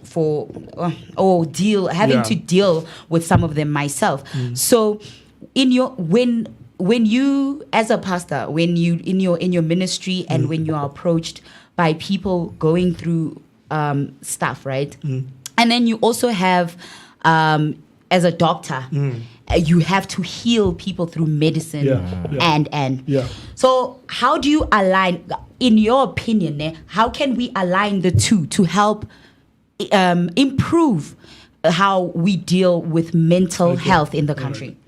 So I've also had like serious issues with mental health. From the age of 13, I had a major depression, and nobody knew what it was. And in a church, they would just pray for me, and it was not really helping. Okay. So I'm also someone who's quite passionate about it, and also the kind of work I do. Even though I'm a neurologist, I see on a daily basis. I mean, I deal with mental health issues. Why? Because as a neurologist, one of the things that you deal with is headaches. People who've got headaches that can't be treated, they come to you. And most of those people, there is underlying depression that's not being addressed. So when it comes to mental health, people need to understand that mental health, it has got three aspects in it. There is a psychological part that everybody knows, but there's also a physical part. Some people, they've got mental health issues because it's just it's actually a physical thing. There's a condition that needs to be treated, like an imbalance in hormones, or is it? Well, when, for example, if you talk about depression, for us to say you have depression, already there is hormonal imbalance. So it's standard to everyone, but there are some other conditions that may predispose you to suffer from depression. I'm just making. Okay. Let me just make an example, like a simple thing, like a low vitamin B12 in your system can make you to be depressed. Thyroid, if thyroid is low in your blood, it can make you to be depressed, or you are prone to be depressed, if I can put it that way. Yes. So there is a physical part that needs to be explored, but then there's also a spiritual side of it. All right. Yeah. So whenever you approach a person, you need to approach a person in those three instances. In my case, I think when I was young, the mistake that was done was, I think they focused on the spiritual side only. They did not focus on other things. Whereas when it comes to mental health, it's actually a multidisciplinary thing. You need a lot of people to be involved. So it's not just a pastor, but you will need a psychologist or a psychiatrist, and then in some cases you will need a social worker. You may even need like a GP or a physician just to check the body and see if there are no conditions that need to be treated. Yeah. So now, cycling back, to healing, because now you are at a stage where you are a medical doctor and a pastor. So I just want to know, at what point do you decide to use medicine or prayer? Okay. All right. So I I always I do clash with people at times because they come to me knowing that I'm a pastor, and then they come to my practice with a medical condition, and then I tell them that I wear different hats. If you come to Dr. Mandlesilo, I'm a doctor there. Yeah. Whatever I'm doing, I'm applying medicine. All right. If you are sick, I'm going to apply medicine. I'm a doctor. I won't even pray for you. Even if I see that your condition, I think it needs prayer. You're coming to me as a doctor. You're not coming to me as a pastor. It's a different thing when you come to me at church. When you come to me at church, I'm a pastor. I'm not wearing the doctor cap there. And then I will treat you and approach your condition the way that I approach the condition, the spiritual condition. So I don't mix the two things. Why I'm not mixing the two things? Because in my practice, I treat people of different religions. I treat people who are not Christians. I treat people who are atheists, who don't believe in God. So I cannot impose things on them. Let me make an example. So if someone comes to consult and the person believes in African religion, for example, believes in ancestors and all of that, I cannot criticize that or impose my religion on that. What is my role there? My role is medicine. I need to treat you in terms of medicine, which is what I am. I'm a doctor. In other aspects, I won't get in there. Whereas if you come to church, then it's a different story. I hope I explained it. Yeah, thank you. You highlighted it perfectly. You highlighted it perfectly. You know, because that a lot of people have different beliefs in our communities. Exactly. You know, so speaking of beliefs, there are people who dispute what the Bible will say, what the pastors will say, what the a sangoma will say. So I just want to know your thoughts, on the Bible's view regarding life after death. Yeah, well, the Bible is clear when it comes to the issue of life after death. One, there is life after death because there are people who question that, to say that there's no life after death. I mean, if you read the Bible, there are multiple scriptures that explain that there's definitely life after death. Why there is life after death? Because when we talk about death, we are talking about the separation, basically. Your soul separates from your body, your spirit separates from your body. It's a separation. But then if there's a separation, you do see where the body goes, 6 feet under. I mean, they even, the way they even put it, in Xhosa they will say, ubongani agaseko. But you're looking at the body of Bongani, but they say, ubongani agaseko, because they understand that what we are seeing is a body of Bongani, but the minute Bongani stops to breathe, is no longer Bongani, it's the body of Bongani. So now where is Bongani? That's the question that you have to ask. That is why there is life after death. You understand? Because depending on what you on your relationship with God here on earth, it determines where you're going to go after. And the Bible is made to be clear that after death there is hell and then there is heaven. But it's also debatable also in terms of when you die, do you go directly to hell or you go into a period of waiting, basically waiting for judgment day? Because some people will say when you die, you actually go to a place of waiting, and then they will say it's not the same place that the righteous and the unrighteous wait. The unrighteous will wait in Hades. Hades is not hell.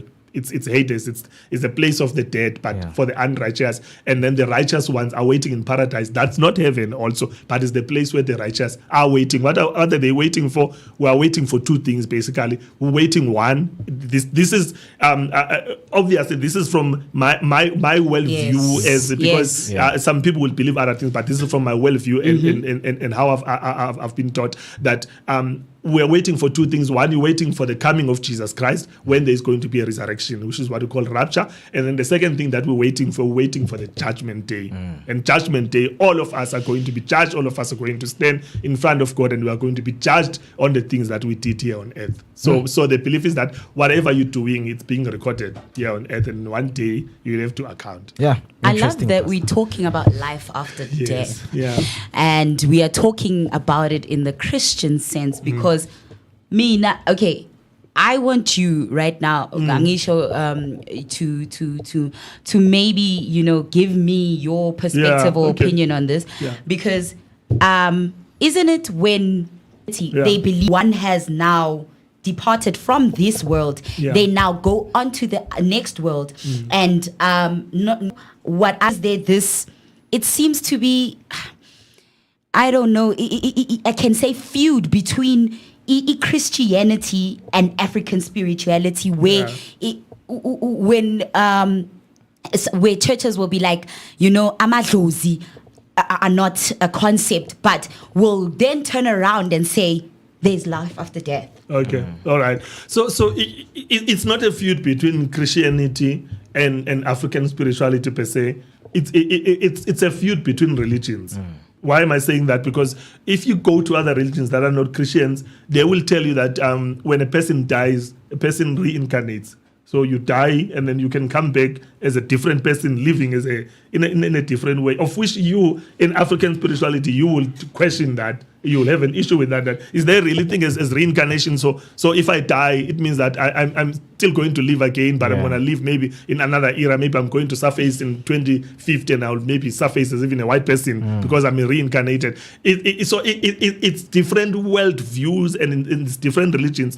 All religions, they've got different ways of explaining what happens to life after death. African spirituality explains it in a different way. Christianity explains in a different way. But if you go to Islam, Islam will explain in a different way. If you go to any other religion, it's going to explain in a different way. So it's not just Christianity and African spirituality. But why does it seem like those two, they are clashing? It seems like those two, they are clashing because if you are in a society, most people are going to be divided into that. There will be those who believe in Amadlos, and there will be those who believe in Christianity. But it's not like you are living in a Muslim society. If you think about it, in your area, most people, they will be either believing in African spirituality or they will be believing in Christianity. It's not like you've got Muslims there, because if you had Muslims there, and then you will have to pitch your idea that you're saying Amadlos, this is what they do. You'll probably have clashes with them too. But you're not seeing those clashes because they are not there most of the time. So and the other thing is that when it comes to African spirituality, you have the Christianity that came, and the Christianity is supposed to bring light, and supposed to bring light. It will teach against some of the things that people have known for ages, and that is a clash already. And what makes things to be even complex, because even with Christianity itself, we are divided. There are those Christians who say, I worship God, but I also worship my ancestors. I won't neglect my ancestors. And those people are still Christians. And then you'll have Christians like me who are going to say, no, for me, I believe that you don't have to mix the two. Okay. Interesting. So we call these things worldviews. Everyone approaches according to his worldview. To how they understand and what is relevant to them. Interesting, Pastor. I'm still in conversation with Pastor Mandlesilo right here. What we're going to do right now is to take a short break, and we can keep those comments coming by using a hashtag Vooka Break for sure, because I can see Hector and Musi Mister, they've posted their questions. But right there we have Hector Takalane, our birthday wishes. Happy birthday to my friend Warren G. So a special shout out to Warren G. From the Vooka team to Warren G. Would like to say happy birthday to you, and we hope that you enjoy your day. And then Hector comes back. You got a special one on studio. 2-in-1. God blessed. Definitely. So the conversation does not only end here. We are continuing after the break.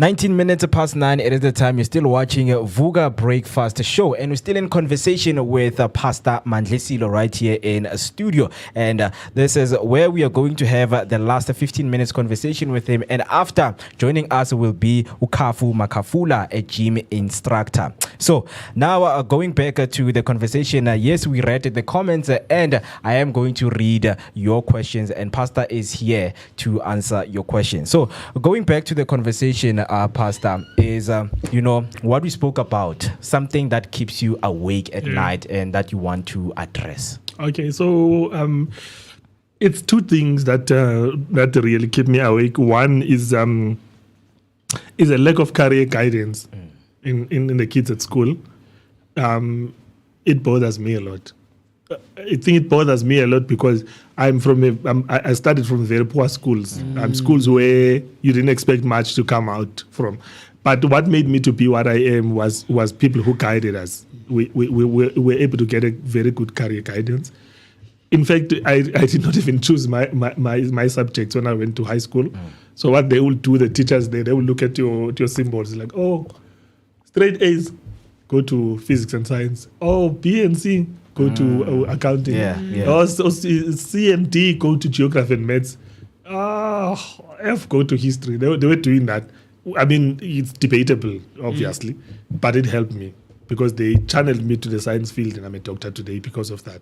But the teachers, they hold tremendous influence on the kids. They can shape a kid to be something better. But what I'm seeing now, what bothers me, and this I'm seeing in kids who are studying in public schools. I'm seeing it in kids who are paying 80,000 rents per year for school fees in private schools, expensive private schools. But when you come to check the subjects that they are doing, you look at the child's the list of the subjects they are doing. And you just see that this kid is going to struggle even if he can get straight A's in matric. Why? Because when you combine these subjects, they don't amount to anything. What do I mean by that? You find the kid is doing history, is doing life orientation, and then is doing maths literacy, of which I'm a strong critic of maths literacy. I don't know who came with it. I did maths lit at school. There's people who don't. Their brain does not, I mean, you're a neurologist, does not really grasp the concept of numbers. So when it is said in a sentence, like, because in maths lit, they usually put it in scenarios. Like, Uguti, instead of putting it theoretically, just numbers based, it's on now practical. Like, if Susan has 7, but obviously now more complex as you get. If Susan has 7 sweets, but then takes this and does this with that, how do you like in that it's to help kids grasp the concept of numbers when their brain cannot. It's like when it's just purely just figures. Their brain cannot. So the issue I have with that is that the subjects that you do, they will help you in the future to be able to do what you want to do. Okay. Make an example. You get a kid to say, I want to be a doctor.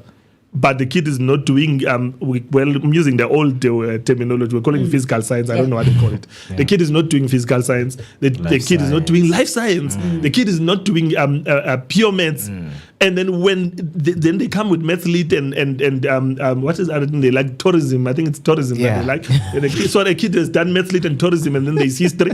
But then when they go to varsity, then those subjects, when they put them together, it's so difficult to choose any stream because it just doesn't go hand in hand. The second thing that I've noticed is I had a relative at home who passed the kids. They call it a bachelor pass. Yeah, and the bachelor pass is meant to say that you can get university admission with bachelor pass. So we celebrated, and it was so nice, but when we took the kid to all the varsities, the kid could not qualify for a single course with the bachelor's. Why? Because the kid got B in English, and then in maths got like 20%. So the subjects are not coming together.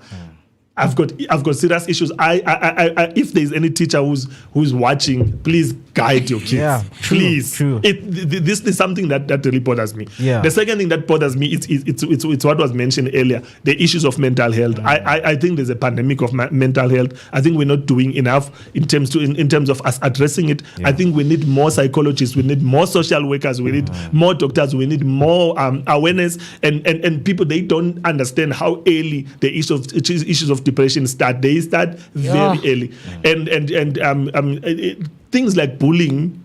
Things like bullying, which happens a lot in school. I was bullied a lot when I grew up.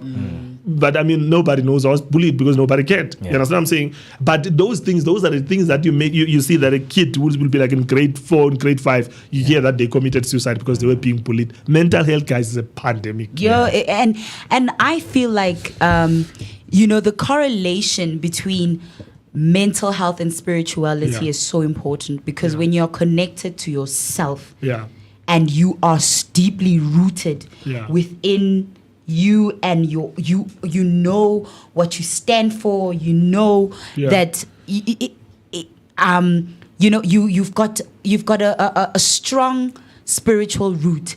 I feel like that can help you in times of dire need, when you are having issues where you are facing suicidal ideation and thoughts, and you are having issues where now you can't, deep state of no help, nothing, no hope, no faith. Faith is hard to come by in those moments. You understand? I mean, as somebody who like I said, has dealt with and still sometimes struggles themselves to calibrate and stay sane, as much as I am the positivity dose of the day here on the show, but being spiritually aligned helps. It can help deeply root you in that faith that it's all going to be okay. It's all going something to hold on. It's going to be fine. And I know that sometimes words are not enough, and that you need other things to get you out of that state, but having spiritual alignment helps, like you're saying. And also I want to attest to what you've just said. One of the things that bothers you in society is the issue of learners not being given enough education, because I'm one of those learners. I saw that we were somehow discouraged because they're going to say, no, there's no enough budget, to bring in educators who are going to teach, kids mathematics and things like that. We saw the discourage, happening. And now you realize at a later stage that, you know what, I wish I could have, I could have went through doing maths, could have done physical science, life sciences, because you see the practical problems that you face in your daily life. And it's something that Minister of Education, Sivio Khwarube, spoke about, that now the entries are now becoming low when it comes to your science, technology, engineering, and maths. So it's something that we need to go back, revisit, and highlight in communities that now we need to restructure our education system, every kid need to have a physical science, maths, so that our country can become a better place, for people to live. And it's quite sad in the sense that now it means if you don't have money, if your mom, like you say, you're coming from Ebizana, which is like really a small town where literally nothing happens, it means so you are sold into that thing of faithlessness, of hopelessness, where you just feel like I'm only where you box yourself to say I'm only going to amount to a certain and then where now it's like now you see it's like basically a factory line where you just keep spewing out the same kind of individuals out of these schools where that they're going to now going to be street, just sit in the Ella as Lalini. Not having anything to do belusa maybe, or maybe just being attending meeting every weekend or whatever, for or whatever. It breeds, and I want us as the black society to stray away from that, like you say, where we should not hold ourselves to such a low regard when it comes to what is it that our children, our society is capable of. Because we have seen how we have talent, man. Yeah. We have people who are able to use their brain. It's just giving them the tools and equipping them and awakening that inside of them. Exactly. You understand? Exactly. And Pastor, going back to the question that we had on YouTube from Musi Mister, saying that can Simpiwe please shed light on why some churches or denominations don't recognize African spiritual practices, viewing ancestors as what they describe demonic? So I don't think it's a matter of denominations. Again, it's a matter of a worldview. How do you view things? For example, I mean, I'm one of those. I can't say ancestors are demons. Ancestors are not demons. The issue is when you start to worship them. Yeah. How to worship them? When then you have to start to slaughter for them, and then you have to start asking for help from them. Yeah. It does have things to me that don't make sense, and I'm not trying to mock their religion, but there are things that don't make sense. How it doesn't make sense? I am this person who is very cruel to my kids. I don't do anything for them. And then when I die, the same kids, they come to me and then they ask me that I must help them. Or when I died, I was a very poor person. I struggled all my life until I died. Yes, my kid is coming to me, is asking that I must make him to be successful. Some things that I could not do them myself. Those things to me, they don't make sense. Yeah. Maybe they can explain how do they work. But I mean, I tend to stray away from such things because they cause a lot of division. But where do I stand in it? My belief is that I don't believe in ancestral worship. I'm not demonizing to say they are demons. Your great-grandfathers, they can't be demons. Yeah. But the worship, that's where the problem is. And let me explain something for someone who's listening at home. Yeah. Someone would say to me, fine, if you don't believe in ancestral worship, how come then my grandfather comes to me at night and then he tells me, he guides me, he tells me that he's, sometimes they will say, in Eastern Cape, yeah, so bayagodola, and then you for bayagodola, then you must go and slaughter and do that, which is also very questionable to some extent, because if bayagodola at that time, they put them in the, what you call, when you die, where they put you? In the mortuary. They freeze you there in the mortuary for those days. It's common, everybody will be frozen. Yeah. But abanye bazogodola. And then when they say balambile, do they eat only once every 3 years? Because you slaughter and then you leave it there, but it's not like they eat every day. It's got things that are questionable. But my issue is, I'm saying that I'm not saying that they are demons, but how do you explain them coming at night and then they're speaking to you? You need to know there is something that we call familiar spirits. What are familiar spirits? Familiar spirits, it's when you get demonic spirits, actually. They come and then they pose as if they are your relatives. They can come looking exactly like your father. Remember, when you read the Bible explains that the serpent was wiser than all the animals that are created. Yeah. He's able to convert. I mean, if there's something that's called magic, whereby you could be watching and someone can turn into an elephant. I mean, honestly, what is going to make the devil, the spiritual being, not to change himself and look like what you want him to be? So he can come looking exactly like your grandfather and is telling you that you must do these things. And what do they want? Most of the time, they want blood. They want you to slaughter something. It's blood related. I don't believe that is your grandfather who's coming, who's speaking to you. That thing, it just comes and it poses itself as your grandfather. That's why I'm saying I cannot call that ancestors are demons. I don't believe that your great grandfathers are demons. Yeah. But for me, the worship of it, that's where then the issues start. Yeah, thank you for and I mean, and that is I understand that I'm opening a can of worms, and a lot of like people they probably want to comment and all of that. But I mean, it's very controversial. But these are the views that I stand on. Yes, thank you for shedding some light on that, because now we are heading to the last questions, and we are going to conclude with you. So, speaking of mental health, are young men being groomed to be strong leaders of tomorrow? If not, where is the imbalance and how can we counter it? I don't even think they are being groomed to be anything, let alone being leaders of tomorrow. I don't think young. You see, I feel like, why am I saying that? Because most of the things that I do and how my life shaped to be was looking at my dad. Yeah. Not even what he was saying, but me just watching him. There's so much that I learned from him.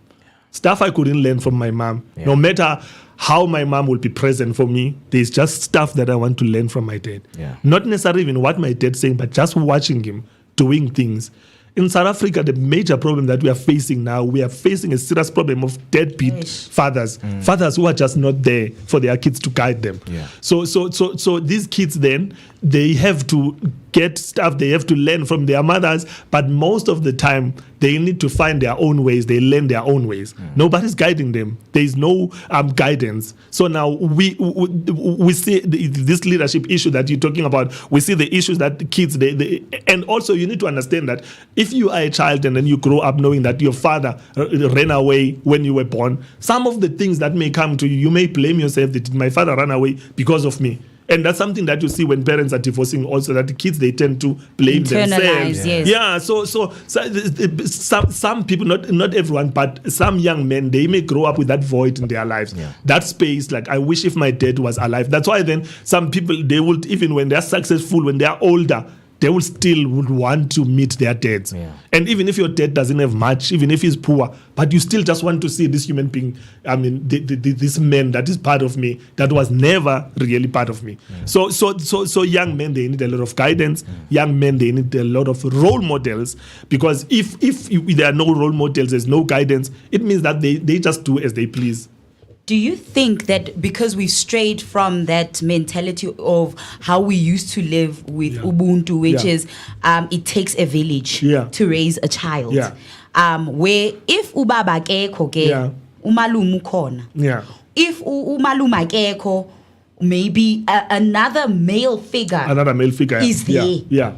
So do you think because we've strayed away from it takes a village to raise a child, that's why there's no one where you feel like amadoda, even with each other, we can't lead you guys. No, I'm saying we as if I'm a man. I bet today where you can't lead each other in spaces where you and you call each other out when you are being instead of encouraging, because like you said, you watch, even just watch everything that you show mom. It doesn't mean good now you have to now beat women, because that is wrong. Do you understand? So but then now where you made from Ubambisana as people, Ubuntu, do you think that is where the problem is? It is a very important point. Areas, I mean, hills and Abubabumane, you know, I mean, even when young men, for example, they need to go and do circumcision, even if you don't have a father, there's always a male figure to step in for you, and is going to help you. But then if you move to the cities, then you're not going to find that. Why are you not going to find that? Because I mean, in the cities, you're trying to live. Life is hard here. I mean, if you've got a space, it's just you come and sit, and then trying to raise this child. And also, for example, for us in the rural areas, we tend to know each other very well. We know who's who and all of that. But I mean, in the townships and even in the suburbs, even worse in the suburbs, you may not even know your neighbor. You understand what I'm saying? So it's just a person focusing on his life. And I think it's because also people are very busy. You know, you go to work and then you come back, like you're trying to deal with your own kids. You don't have time to be thinking about the neighbor's kids. You know? So we know that time is not on our side, and we would like to have this conversation further, you know, but we would like to have Pastor again, you know, on a segment of health and fitness, because you are a doctor. No, so not even health, like maybe mental health, mind basket, because you're a neurologist. He specifically deals with neurology, so perhaps you can come for the mind basket. Definitely looking forward to that. So the last question that I want to ask you, Pastor, is that what program do you run at your church that address career choices and grooming young men? Okay, so with our church, it's still quite early now, still quite new. So we're still establishing departments. For example, the male department, we just established it like a month ago. And that is basically where we'll be focusing. You've got young men and then we've got older men, and we come together. And we don't come together for church mainly, but we come together basically to empower each other. So we'll have men's breakfast where we'll sit down and then bring the younger ones basically. So then we'll be trying to bridge that gap. Then even that those ones that may not have role models, even those ones who may not be receiving guidance or any leadership from home, at least when they come to church, they are going to see that they're the male figures who are like fathers to them, and then they are going to guide them. When someone wants to reach out to you in terms of prayer and medical condition, where can they find you? All right. I mean, I'm available in all social media accounts, basically Facebook, Instagram, Twitter.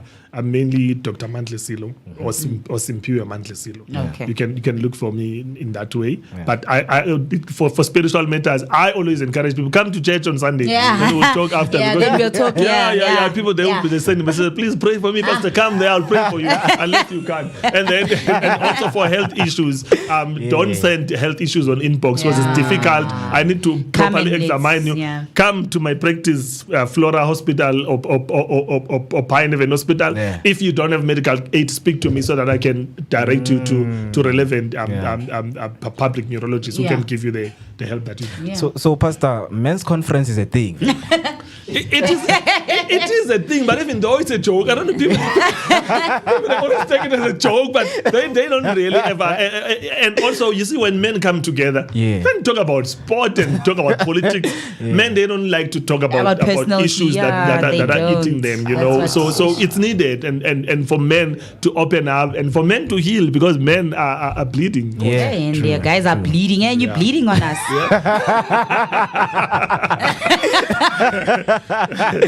Wow. So Pastor Mandla, thank you so much for being here with us, and we hope to see you next time and sharing some of the wisdom that you've brought right here on the Vooka Breakfast Show. Thank you so much. Thank you for inviting me. I really appreciate it. That was Pastor Mandlesilo right here on the Vooka Breakfast Show, sharing some light and wisdom, of course, right here on the spiritual alignment. It's a Thursday morning. We still keep going with the interviews and conversation right here in the studio. So what we're gonna do is to take a short break, and then when you come back, we're going to welcome our second guest, Ukafu Makafula, a gym instructor who will be joining us and sharing a lot of information that you might need. So let us take a short break. Just stay there, and we are coming back now.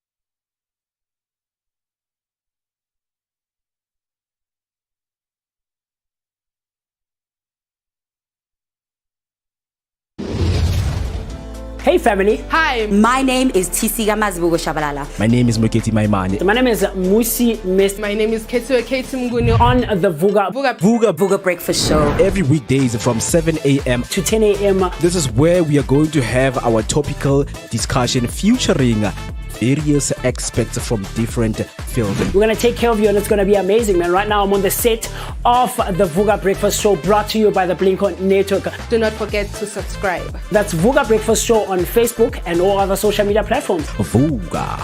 See you there. It's a Musi Mist. My name is Moketi Maimane. A dedicated terrible. So I had all the time. So I thought, instead of sitting home doing nothing, let me join a gym. So I joined a corporate gym at Jablan Mall. So I was training twice a day, 6 in the morning and 4 afternoon. Doing that for about 3 months, and then someone noticed me. A fitness manager approached me, told me about I see that we once had a guest here. He was also a personal trainer, and one of his things was also just going to the gym and doing that as a way to just get away from being idle. So I want you to let our viewers know how do you personal trainer, or they can call me, I will come, because I believe that if someone calls me and he wants to punch, so it's either he's going to punch a punching bag or he's going to punch someone. So at 10 o'clock if you call me, I will come. So I let you punch a punching bag instead of punching someone. Yeah, wow. Okay, yeah, no, I see. In actual fact, he is right, because here in his bio, he writes, I'm a passionate and dedicated personal trainer who has been making a significant impact in the fitness industry since 2017. And he quickly became a well-respected figure in the community, not only as a personal trainer, but also as an entrepreneur. So tell me more about all the equipment, taking videos, posting on social media, all the equipment, taking videos, posting on social media, and then my friends and everyone wanted that, because gyms, there was no gym anywhere. So the people would come to your house for this, or how did you offer that? Like, would it be like one-on-one online sessions, or would it be you book an appointment? Would it be like one-on-one online sessions, or would it be you book an appointment? You guys, we library at the basketball court. Man. So now speaking of like your classes, how with your client? What exercise? Yes. Okay. So I know most women hate running, hate skipping, hate all that, but it's because of the upper body, this motion, man. I know fitness is uncomfortable. So first thing first, after the consultation, so I write down your personal training program, and then we lose fat, and then let's say the more you gain muscle. Want to stop, you gain back. But if someone who has muscle, once they stop training, they lose weight. Oh yes, that happens, because I see that with guys. He's got the muscles, and then the definition. Women and guys, women, they wait up until they are comfortable. They wait to buy a 2-piece, whatever, no shoes. But when you see guys will train his skin is a ball. So women don't wait to buy. Like because we want to a pink, a blue, what you want to change everything. Because we want, you know why, ne? I think it's the fact that we're just looking to make it more comfortable for ourselves and to relate to it. Because when I am in there and for me it's something that is coordinated, I'm there, I feel more confident doing it. And now here's my next question to you. And motivation, they get it, the motivation to keep going to the gym, because now you're by how they look in the 2 pieces, that's where they get their motivation. So when as a gym instructor, as a personal trainer, what teaching method? Now content is everything. So once I've noticed that right now I'm a qualified video editor. I studied video editing, smartphone photography, graphic design, because I know social media management. I've all the certificates. I've studied that. So because I know content is everything. So we take content. So the first 45 minutes I train you, and then the last 15 minutes we take content. Okay. We take content. So because I know once we have content to post, you want to come back again and again and again and again. So it is my job that the last 15 minutes we take content. And again, take content. Take content. Comfort is important. True. As a woman, because there are women who come to class or come to gym wearing a normal bra. Yes. And then, like I tell you, and upward then on the program we'll be skipping and then jumping up and down. Yes, and very. then they make a problem of not wearing a bra, thinking I'm okay. Yes. But when you come to me, first exercise maybe it's a push-up. Yeah. So when you lay down, the t-shirt becomes like this, so it's uncomfortable. Okay. So with women, so when you come like that, they're like shit. Oh, sorry. Like I have to change a training program. So now I can't do this. Sometimes it's your low cut, whatever. So I can't do squats. Sometimes your leggings are transparent. So now you have to be against the wall so that you become comfortable. So yeah, women need to be aware of how they dress when they come to gym. And again, there's something called knowledge transfer. Yes. As a personal trainer, it is my job to teach you everything I know. Everything. Why do we do squats? Why do we do squat like this? Why do we have to run? Why this? What is happening to you? And every month we do body assessment. Like it takes place since I'm a tailor. So naming now. So I measure your weight. Oh yes, yes. I measure your waist every month. I measure your muscles every month. I do fitness test every month. So this month, if you can lift 10 kg, our goal is 2. Maybe next month is 15 kg. So we always every month do a fitness test and see how much weight have you lost, how much muscle have you gained. So it is my job every month. We have to do that. Track progress. Okay, so now what happens when I sustain an injury? How do you handle injuries and medical emergencies that occur during your sessions? So that's a good thing about training in a corporate, because in a corporate you're not allowed to touch anyone if your medical aid is expired or if you don't have a medical aid. Really? Yeah. So if you don't have a medical aid, you will take it as a learner, someone who's the learners. You can drive, but they need to be someone who's qualified. So now, if my medical certificate is expired, and it's someone there, so that whatever happened to you, I am able to treat you. Whether it's a heart attack, because heart attack do happen, whether it's a heart attack or the muscle tone or whatever. So I'm qualified. I know how to treat most of the injuries. Yes. And as a personal trainer, it is my job to monitor you. I can't be training you while looking the other way. So I'm monitoring you, the squat, and there is something called perceived exhaustion rate. Okay. By looking at you, I need to tell like you are struggling. It is my job. And I struggle when we exercise. If we, I think I want you to just, you'll take me through just a light exercise routine that you would do just for a beginner thing, right? Right here in studio, right? But now, you see, you will notice me, I struggle. I had a fitness trainer here and hey, I was struggling. So I'm glad that you say that you do gauge by it's a perceived exhaustion rate. Because I mean, as beginners, I think beginners need more assistance and more push. So when they are tired, you need to also gauge with maybe this exercise that I'm making them doing like alga. Fitness it's not there yet, and those kind of things. So Mina, I want to know Uguti, how do you stay current when it comes to fitness trends? Because like you said, we're living in a digital age, social media, content creation, and I'm glad that you said that you went to actual school to now study all of that, because now that's how maybe you are diversifying when it comes to your own personal training service that you provide. So now, but I want you to just tell our viewers, Uguti, how do you stay current with what's happening, the latest fitness trends and research? Because I mean, research is always getting updated when it comes to I think when it comes to banting. I know Uguti, you know, your blood type, things like blood types play a role in your fitness and how and also when you're trying to lose weight, how quickly or how slowly you lose weight, things like that. So how do you stay current with all that?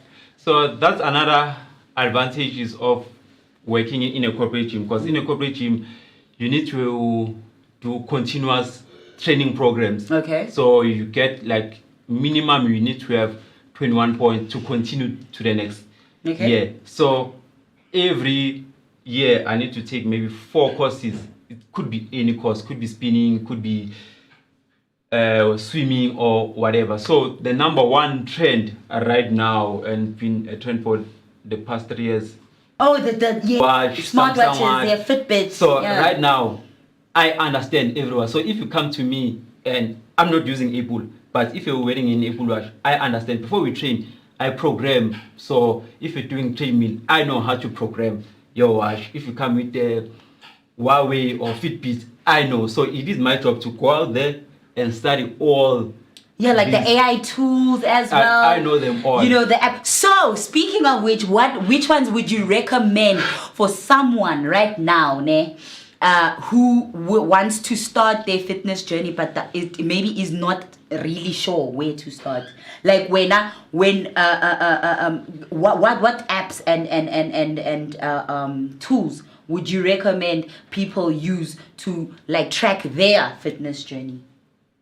To track, it is best to track your fitness journey one-on-one. Okay. So you don't necessarily have to train with me. Okay. But you can do a consultation with me. You can do a fitness trainer, do 10 squat. I write a training program for you. And then from there, you train on your own. Okay. You come back next month. They change. Necessarily, you don't have to do a one-on-one with personal trainer, but consultation, it is important. Because if you do it on your own, you go on Google and then you do a research about losing weight. They don't show you the right technique of doing a squat, of doing a push-up. On the program, it might say 10 push-up, but when you do it on your own, you can't. Personal touch also. There's something about just having, like you said, that person in you know, there are exercises I can replace a squat with. There are exercises I can replace running with. Maybe you can't run, you can do skipping. And there are days where it is a leg day, but you are tired. I know, after leg day, you can't do leg today and then run tomorrow. After leg day, let's do upper body. And then women, they avoid upper body. I don't know why. So they think, I don't want to look like a man, but... No, it's not a sense. I wouldn't... It's not a sense good to me. Okay, for me. Let me speak for me because now... me also, you know, I want to... I'm also somebody who currently is dabbling in trying to get more fit, but I haven't really committed, guys, so don't hold me to this. But you know, I'm somebody who's still dabbling. I would. My upper body, it would be because of my back, you know, big back. You know, I don't want to be big backed, you know, having these ama love handles, upper body love handles, and these right here, and as well as you know, your Lana would want to goodbye. So I don't want to when I wave to you, then I have this thing. As well as of course the core of course, and women, we all want a snatched waist. So when I get, you know, all these stories I can see, I know that you meet a lot of people as a fitness trainer, you meet a lot of different people. So what is the most memorable or experience that you have? So training a celebrity for the first time, it was something so weird. So first celebrity, that was a memorable one. And again, where I'm situated now, Bafana use that gym. Really? So every now and then, I see those guys. Nice, Belegnese. Gahle, you need to give me a pass or something so I can come there and maybe like for a gym session, you know, just so that I can see the kind of people that you deal with also and see what you do really in real time right there and see what you really do. So Abu Bafana and who else? Another memorable one was, so it was something for me because of the culture, of their belief. Oh yes, yeah, yes, so it was something else. No, yes. So yeah, I had to learn that they have their own, like it's a gym but separated into two. So it was memorable for me that I can't go left, I can't look, can't.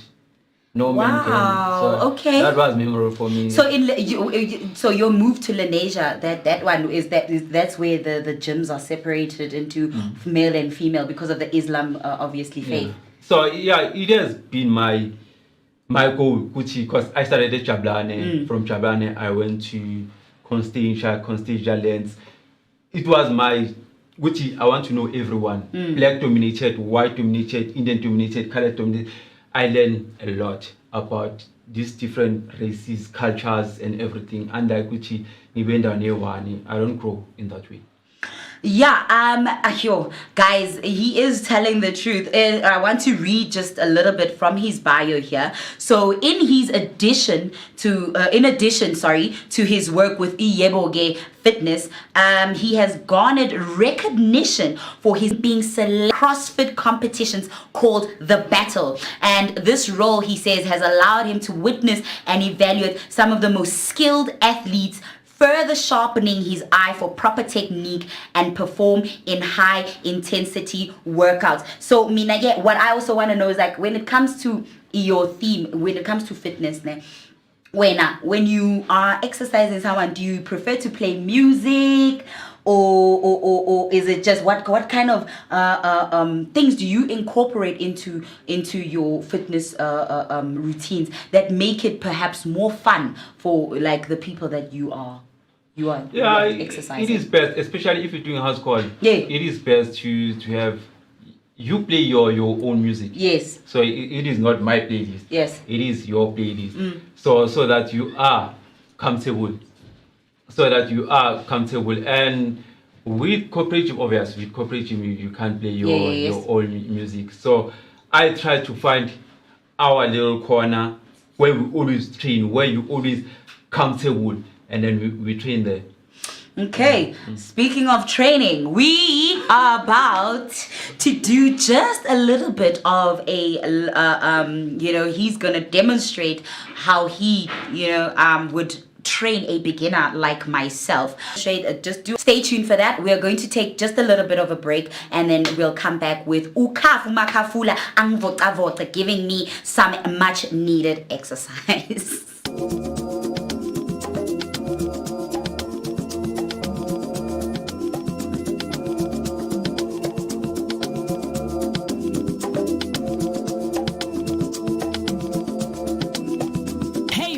Out of curiosity in Maboning, aimed at promoting positivity, creativity that breeds longevity. Enjoy tasks like silent reading, vision boarding, and live performances. Vooka Breakfast Show brings you all things great and amazing with Sacred Sundays in collaboration with Mwari Pizza for vision board and pizza.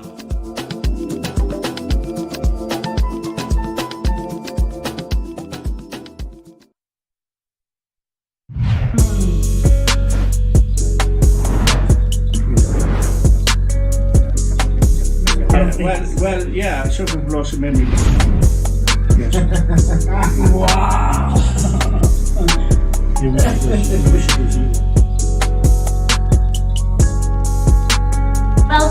Welcome back. I am still with our personal trainer, Fuma Kafula from how things get done with Yeboge Fitness.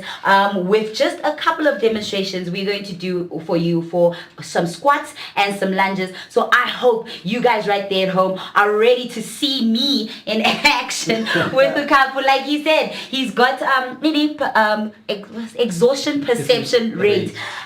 Mine, like you saw me previously trying to do exercises on this show. Hi guys, gunzima, but yeah, let's get into it. How many reps are we going to do? How are we gonna, because I'm a beginner, right? Yeah. So like I said to you, I'm somebody who, if I would be, on my fitness journey, I would want to lose weight and gain definition, toning. And obviously now it's squats and lunges. So how many would we do for a beginner like myself?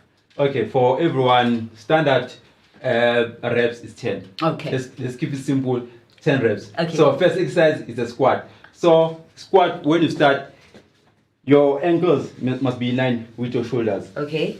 So your out ankles, so some they stand like this. Yeah. So align your ankles with your shoulders. Make sure I'm standing properly. So close. Okay. Sharp. Okay. So and again, so one thing, you go down. When you go down, you push your hips back and then down. Okay. So and then when you go down, look down. Your toes don't go over your toes. So your heels always down. Okay. So let's try to push your hips back and then down, looking up. Let's go. Okay. 1 up, 2, 3, 4. Let's go. 5 more. 4 more. 3 more. 2 more. Last one. Rest. Okay. One thing I've noticed, which is everyone does it. Okay. So is that when they go back, they lock their knees. Okay. So you don't lock. Okay. So you go down and come back up straight. Try not to lock. Oh, I mustn't. Yeah. Oh, no, okay. Let's go. Let's do 3. Okay. 3 reps. Okay. Try Okay. not to lock. Okay. Ready? Let's Okay. go. 1, 2. Perfect. Okay. Okay. Perfect. So okay. that are things you need to remember. Okay. Next, is the Lunges. lunge. Okay. Lunge. Your forward leg always straight, Okay. and then your back leg on your toes. So same with the squat. So one thing even our viewers need to know: when you lunge, your knees, your hips, and your shoulders always straight. Okay. And then your it's always 90 degree. Always, it's a box. Okay. That's the target. So it So should. let's go down and make sure you have a box. Okay, in like between. this. Always 90 degrees. And then your shoulder, your hips, your knees are up straight. Okay. Okay. And then let's go up. And then I go up. That's your step. Oh no! Lunges, oh my word. Okay, okay. Perfect. But okay, okay. And then, but when you go down, don't go all the way Okay. down. So you go down as comfortable as you can. Okay, so it must be up to my comfort. Yeah. But if in the stance you're not comfortable, you are allowed to go back. Okay. So it's all about comfort. Okay.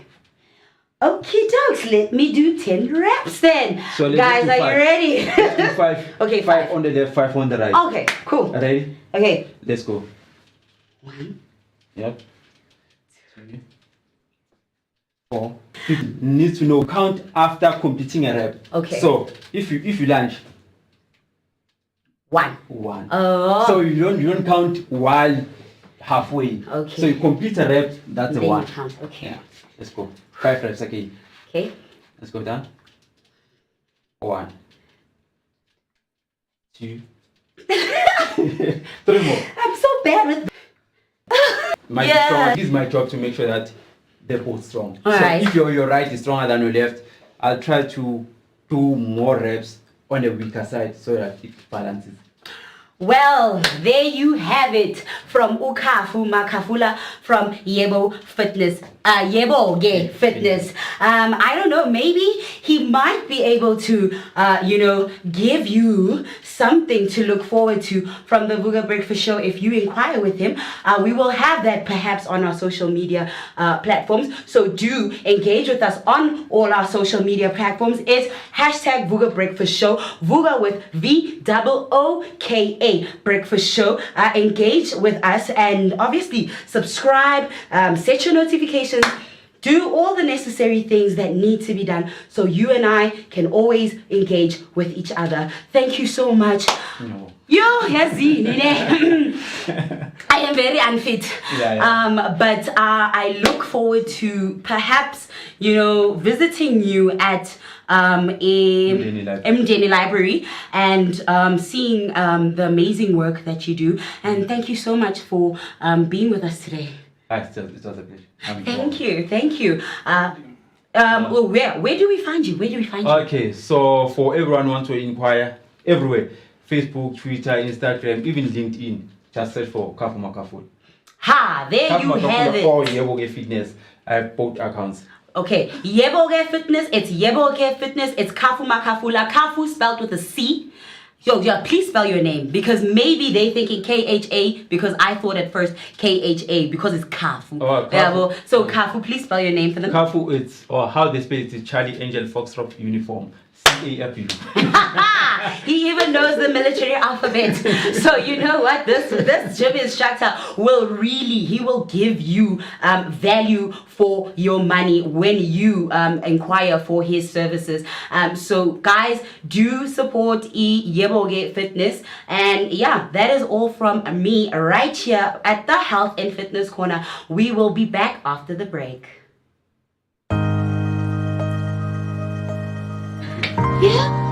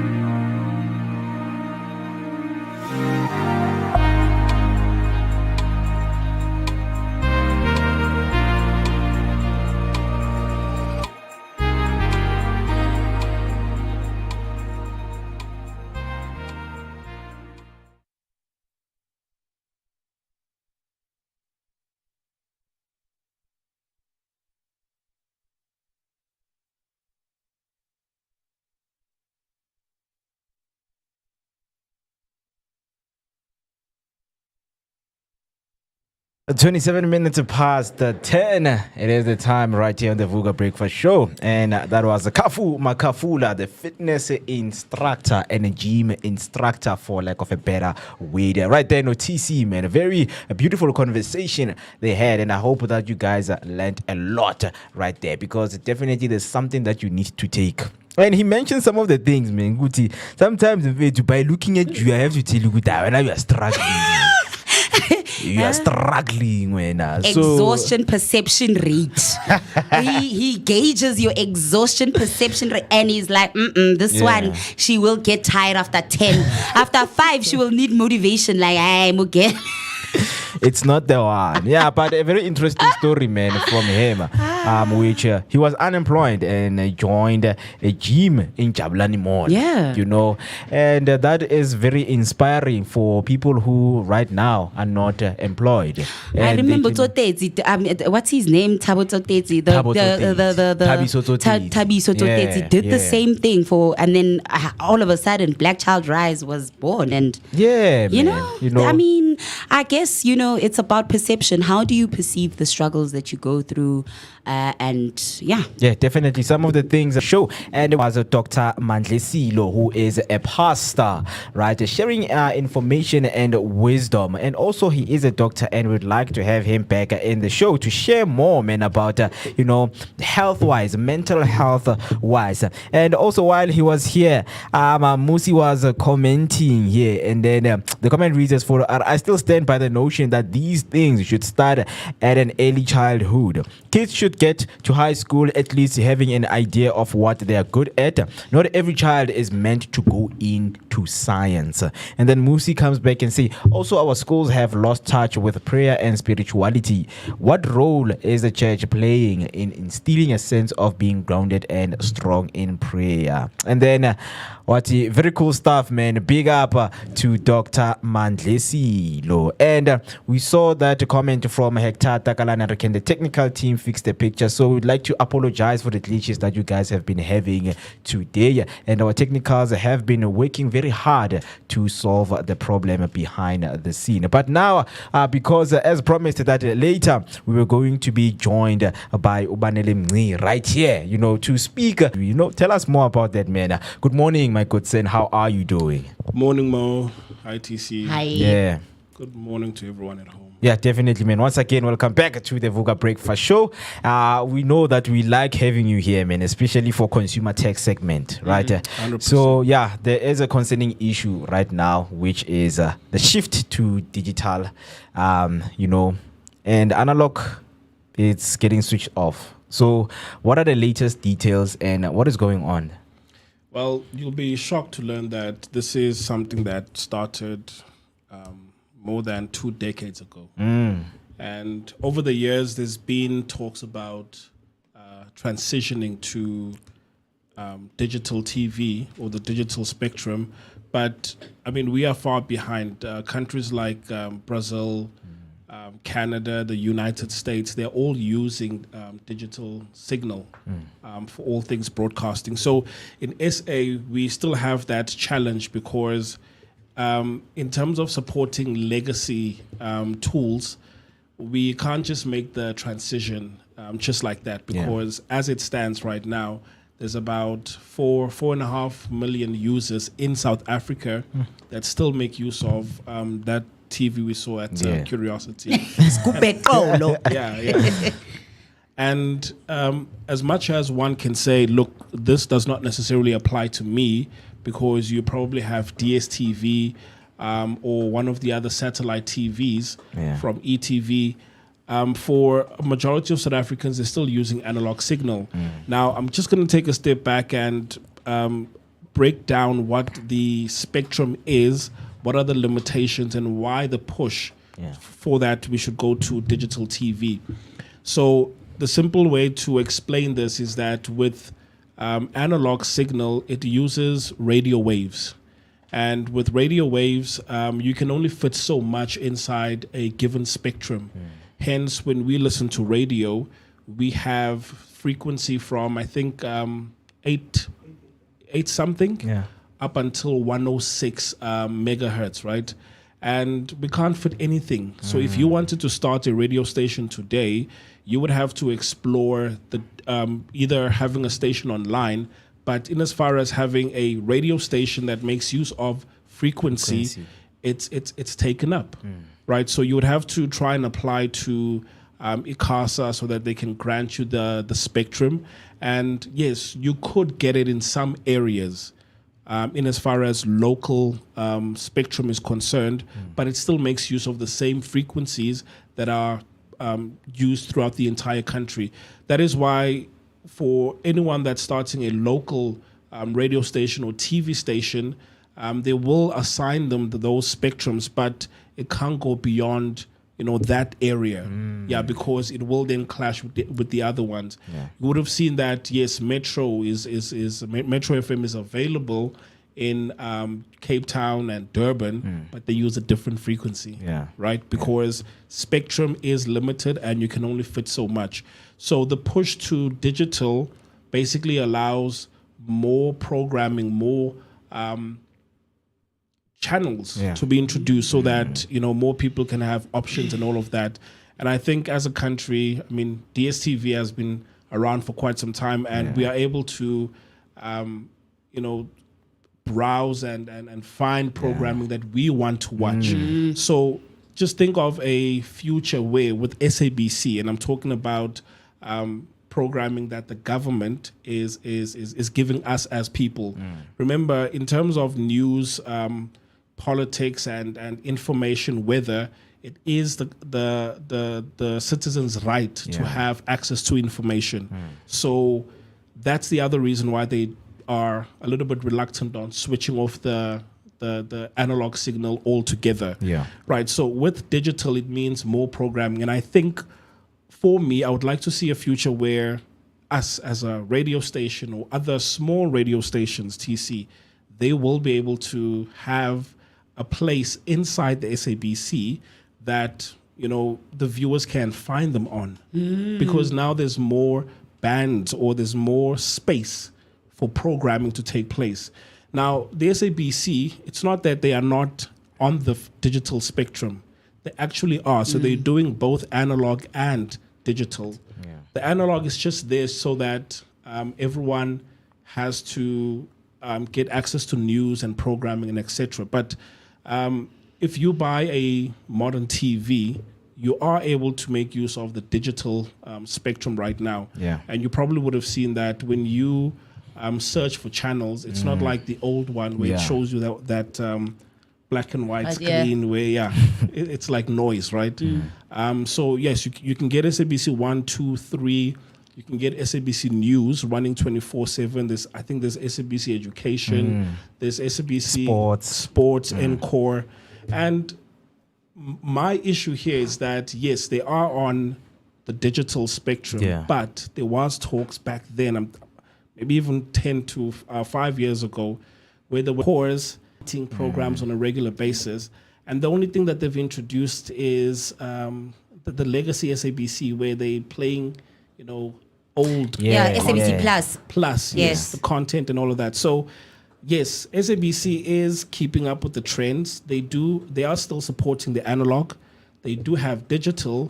And when it comes to online streaming, because this is where most of us are enjoying our programming, they do have the SABC app, which comes at no cost as well. So you can also download the app on either the Play Store or the Apple iOS. Are a football lover, and I'm talking about obviously sports that plays on SABC. Like your local football, right? Yes. You will be able to watch that, but obviously ETV is a separate thing altogether, right? So another thing that would aid towards switching funny waves and Wi-Fi is that with Wi-Fi it can only travel a short distance, but with these radio waves they are able to penetrate through walls. So in these countries where they have successfully converted from analog to digital, what they have done is they didn't completely switch it off and call it legacy technology, but they use that as broadband technology, where you are able to receive internet even in the most remote areas. Now, right now, the rural area access what they call white space, broadband white space, where you are able to have access in the most remote areas possible. So it's more like broadband. It's not that fast, but you still have access to internet, and it's cheaper because the infrastructure is already there and it's already built in. So some of these countries, they're already making use of that. Where in Canada, If you're not in the cities and you're not connected through, your latest 5G, 4G, they are making use of white space, which is the same signal, but they've just repurposed it for internet purposes. Yeah. So there's benefits why we should move, but at the same time, we understand that it's everyone's right to have access to news, weather, and updates. Yeah. However, there is that pressing need for us to jump ship. Jump ship. I mean, we are in the fourth industrial revolution. Yeah, because it also, goes back to the impact. As much as now in the rural areas, they have access to the internet and things like that. They were speaking about awareness. As much as the government kept on postponing, like the switch off, I think it was supposed to happen last year. Last year it was supposed to happen, and they suspended. But now on I think it's only 4 provinces left now that have the analog. So how many provinces? It's still the entire country. Now, some of the provinces, they have gone into trial phases of using the white space for broadband, but frequency they are using the analog signal as a means of propagating Wi-Fi throughout the entire remote areas. And just also on that, as much as yes, we do have a lot of connectivity here, trust me, in the rural areas, it's bad. It's really bad. Yeah. Tippy song is also bad. Connectivity, there's no I was referring to Tippy. But now we know that this has a lot of impact on a lot of people. But for someone who's like, I don't want extra channels, guys. I'm good with 4 channels. Okay. So what is the approach to those kind of people, especially in the rural areas? So like, no, we good with only, SABC 1 up until SABC 3 and ETV and Soweto TV. Like, we are good. So what is the approach to those people? Is there any solution for them? Yeah, when people refuse to change over. No, there was a solution, and this one was also pushed by the government, that you can apply to get a TV box. So in other words, you don't have to purchase a new television set altogether, but you can apply and get subsidized, well, depending on your profile. Okay. So for example, your pensioners, they will automatically get it.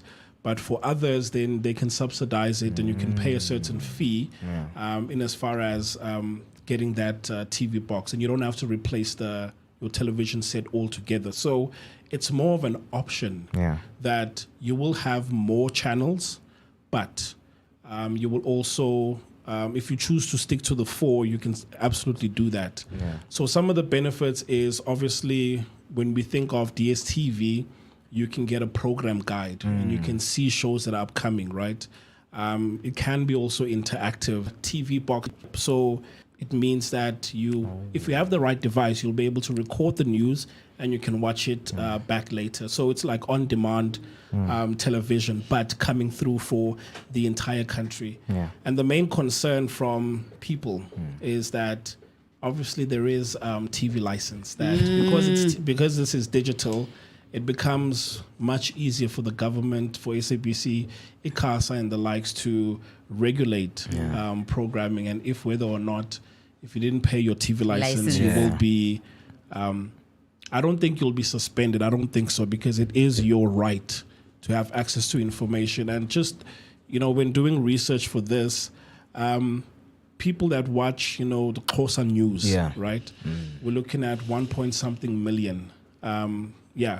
And last I checked, even with your generations and these other programs, they still sit in the millions. So there's a lot of people that are watching it. So imagine 1 million people not being able to gain access to a weather alert that there will be a flood.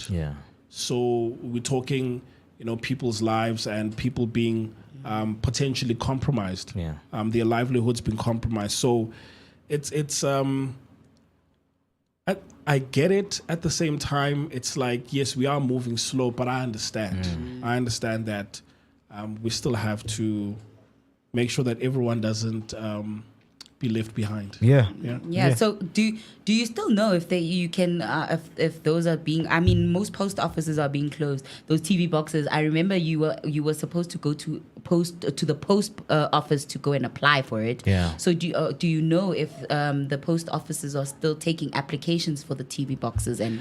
Yeah, so there hasn't been much talks about it, but there was a cutoff date. I remember, for the first one, right? So there hasn't been any talks that there is a new or new dates that have been put forward. But I mean, the plan was that the spectrum would be switched off March 31st, right? So there wasn't any talks about if you missed the deadline. Yeah.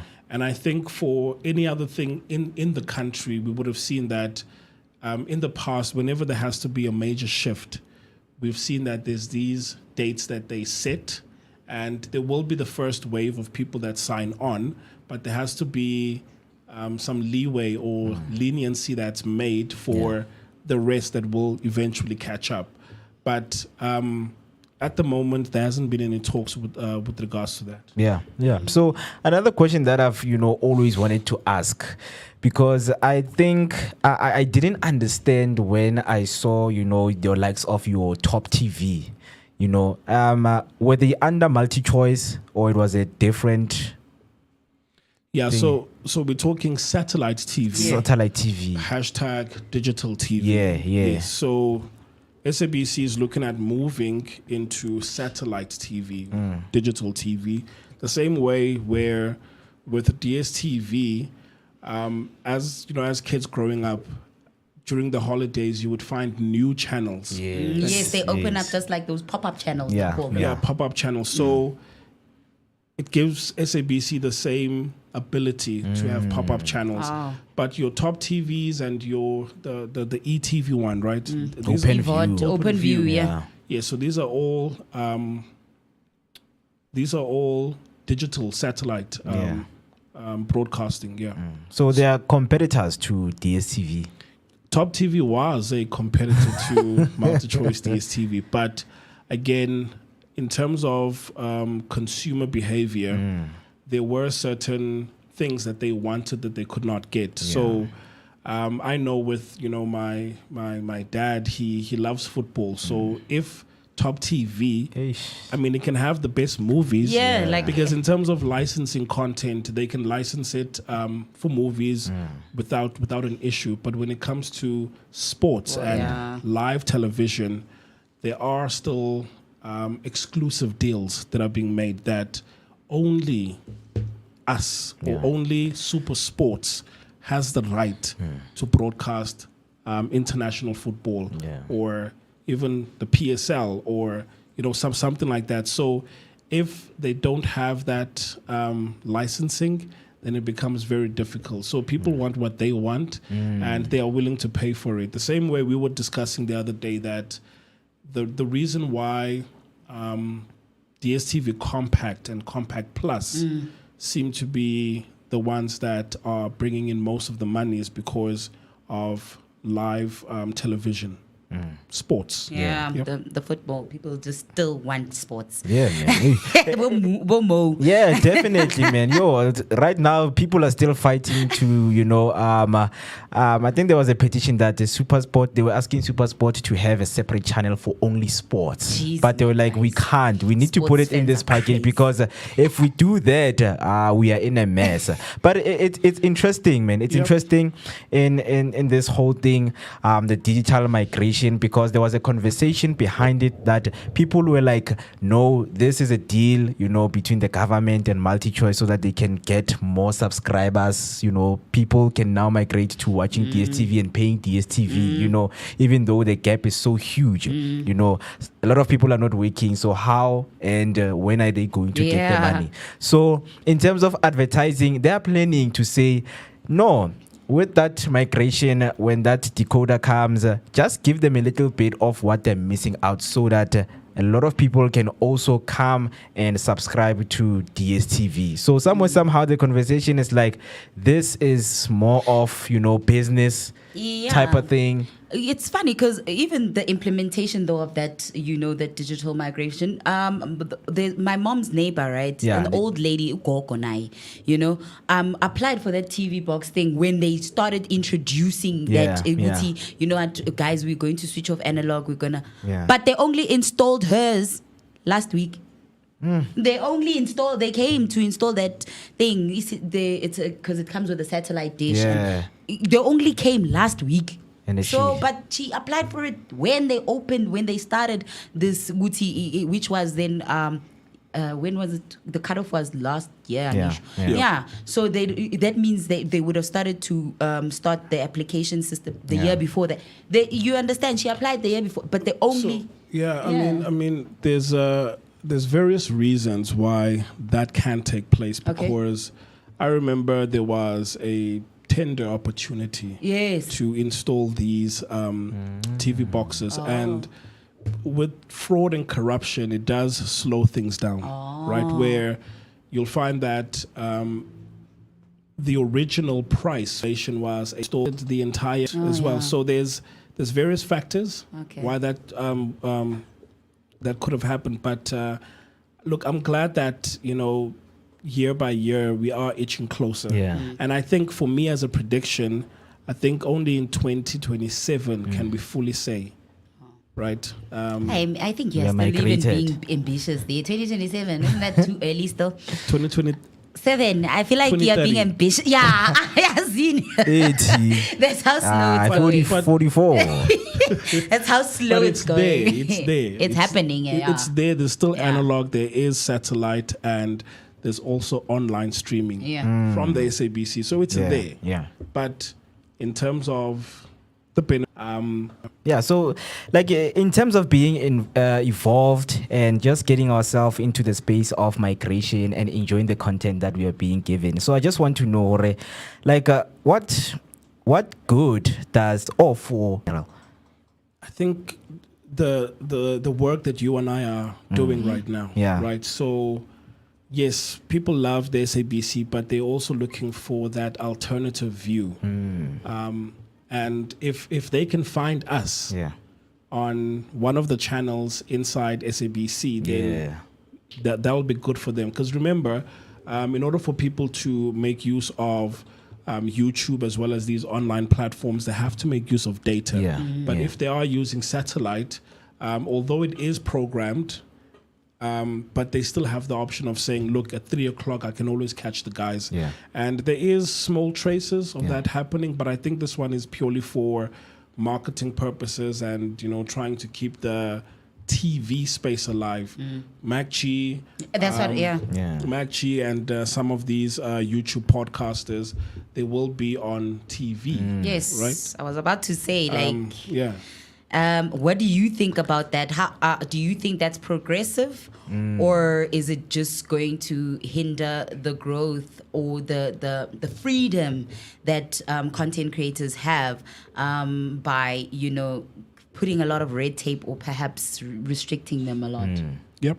I mean, it's interesting because there's MacG in terms of language that how are they going to, or do they not govern DSTV? No, there is. There is. I mean, even from back then, one would have to put an age restriction on certain programming. So, and it depends on the time of the day as well. I mean, you grew up watching Emmanuel. Who? You. Hey, don't put me.